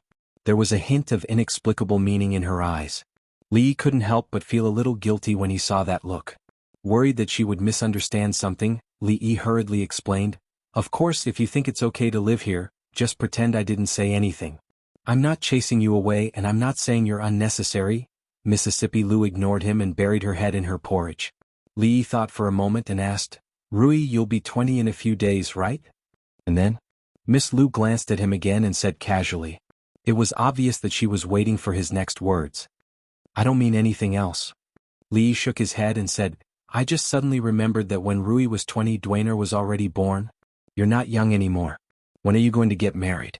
Do you have any plans?" Guessing other people's thoughts was not a good thing. Li decided to ask in a roundabout way.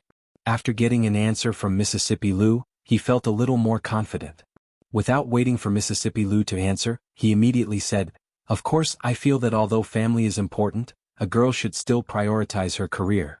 You have Lu Meng in your hand and you're in charge of the fringe. You don't have to rush into getting married. Rui and I can support you." Mississippi Lu put down her bowl and wiped her mouth with a napkin.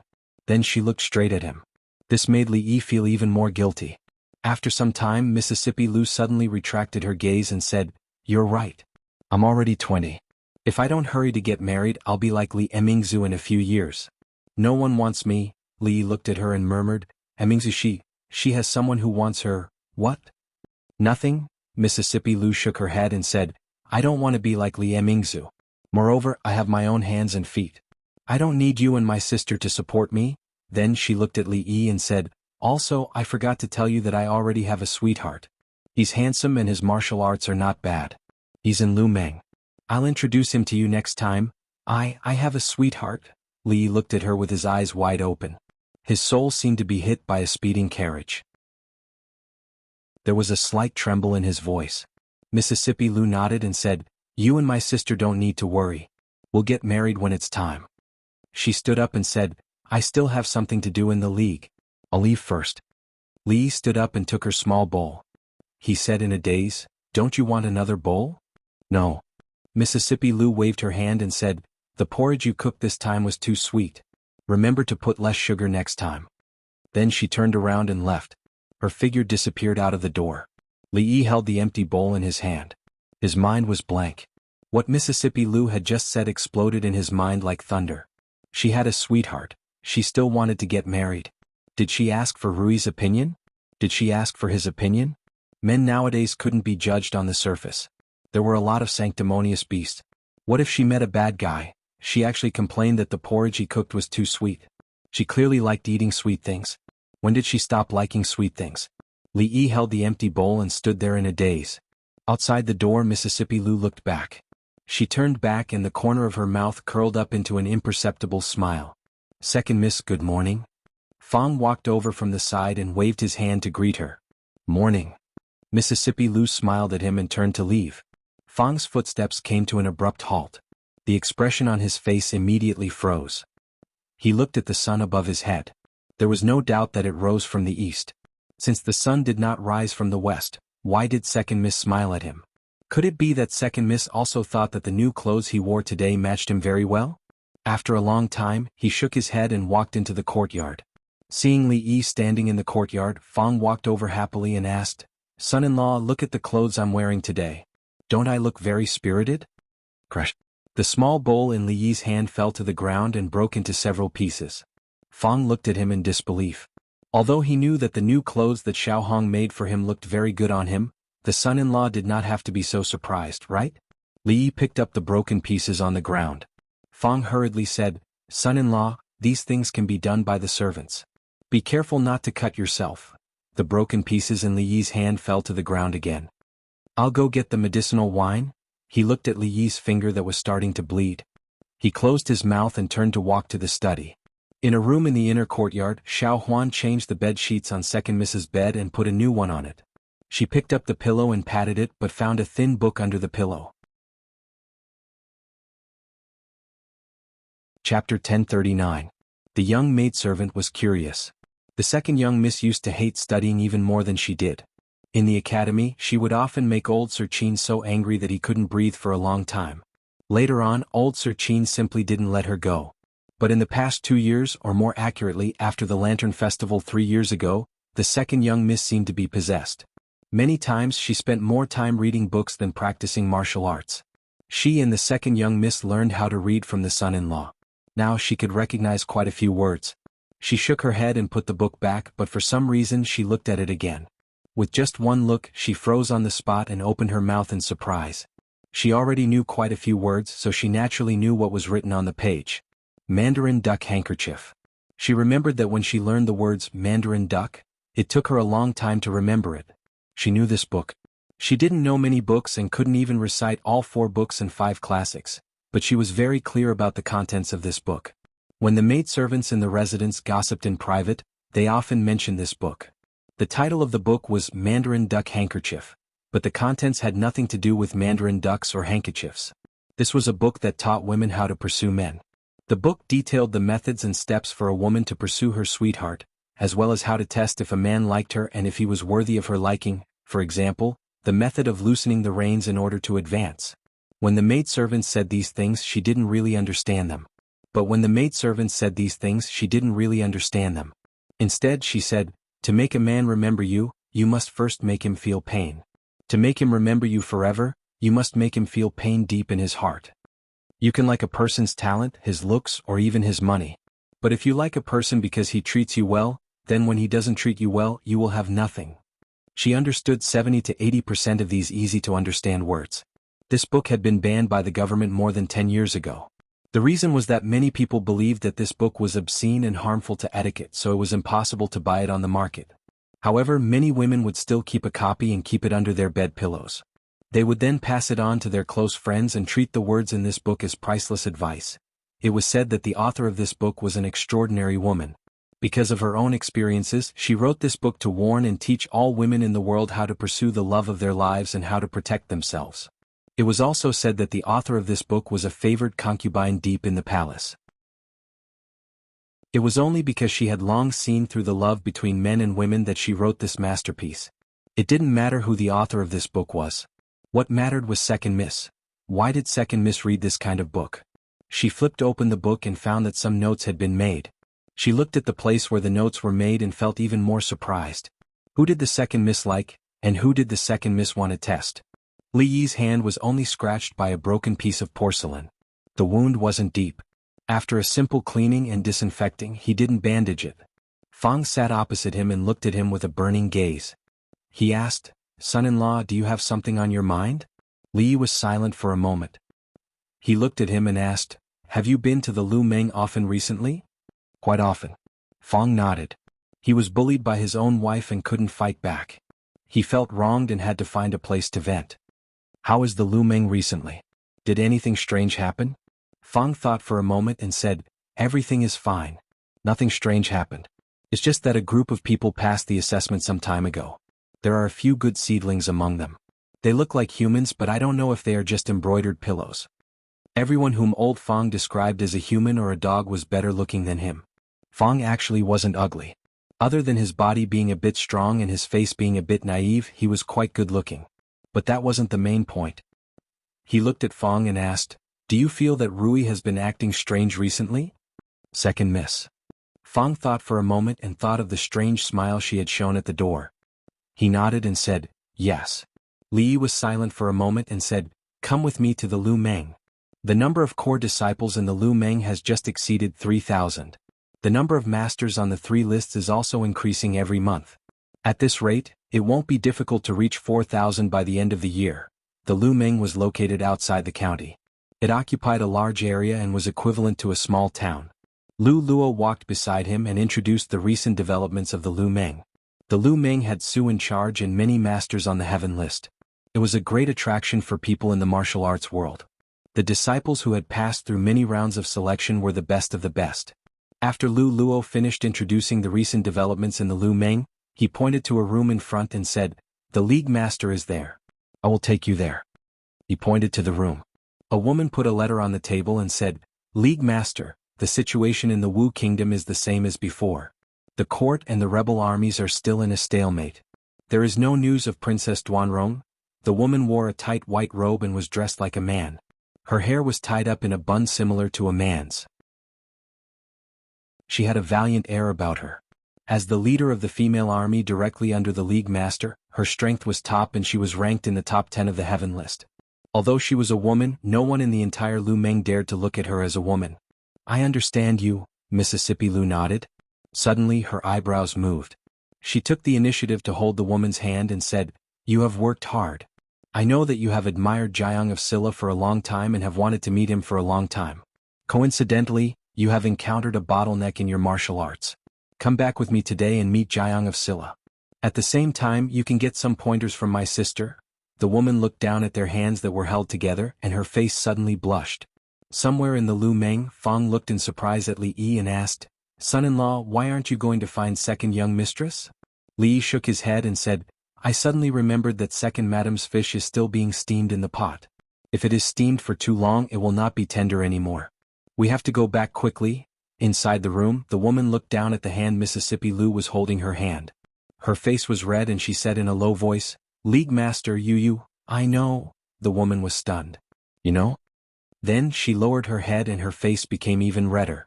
She said in a low voice, I know that we are both women, and women should not like other women, but I know that you have long wanted to meet my sister and Jianghu of Silla. Rui was stunned. He looked at her and asked, what did you just say? Jianghu of Silla Mansion. Li was cooking in the small kitchen. Fang leaned against the door and looked at him worriedly. At a certain moment he suddenly said, son-in-law. Li turned around and glanced at him, his face expressionless. Does it hurt? Fang asked. What hurts? Where else does it hurt, son-in-law? It hurts. Your hand doesn't hurt. Why does it hurt? Because you cut your hand just now. Fang finally understood. It was not the second young mistress who was strange, but the son-in-law. The son-in-law had been distracted for the whole day. He was cut by broken porcelain in the morning and cut his hand while cutting vegetables in the afternoon. This was something that would not happen even if he closed his eyes. What's wrong with your hand? At a certain moment, Mississippi Lu walked into the kitchen and looked at his bandaged hand. She frowned and asked. She looked up and saw that his eyes were confused and his expression was blank. Li shook his head and said, it's nothing. I accidentally cut it. Mississippi Lu took a step forward. How could you be so careless?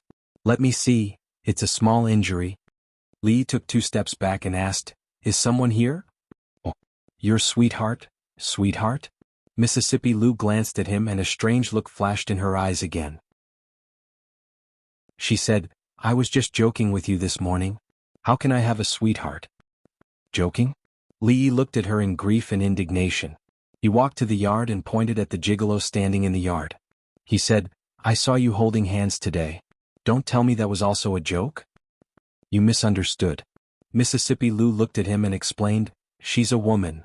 Misunderstood? Woman? Li was even more indignant. Although I'm stupid, I'm not blind. Not only was he indignant, but he was also very disappointed. Did she think that he couldn't even tell the difference between a man and a woman? Was she so perfunctory now? He patted the gigolo's chest and said, you said he's a woman. Where are her breasts? Where are her breasts? The face of the gigolo, who was patted by Li Yi, turned from red to white and then to green. Mississippi Lu did not answer him. She thought for a moment and looked at him and asked, Can you beat the ninth on the heaven list? You're tuning in to the Sword Dance in the Vast Sky YouTube channel. Don't forget to subscribe and join us on this journey to catch the most captivating stories.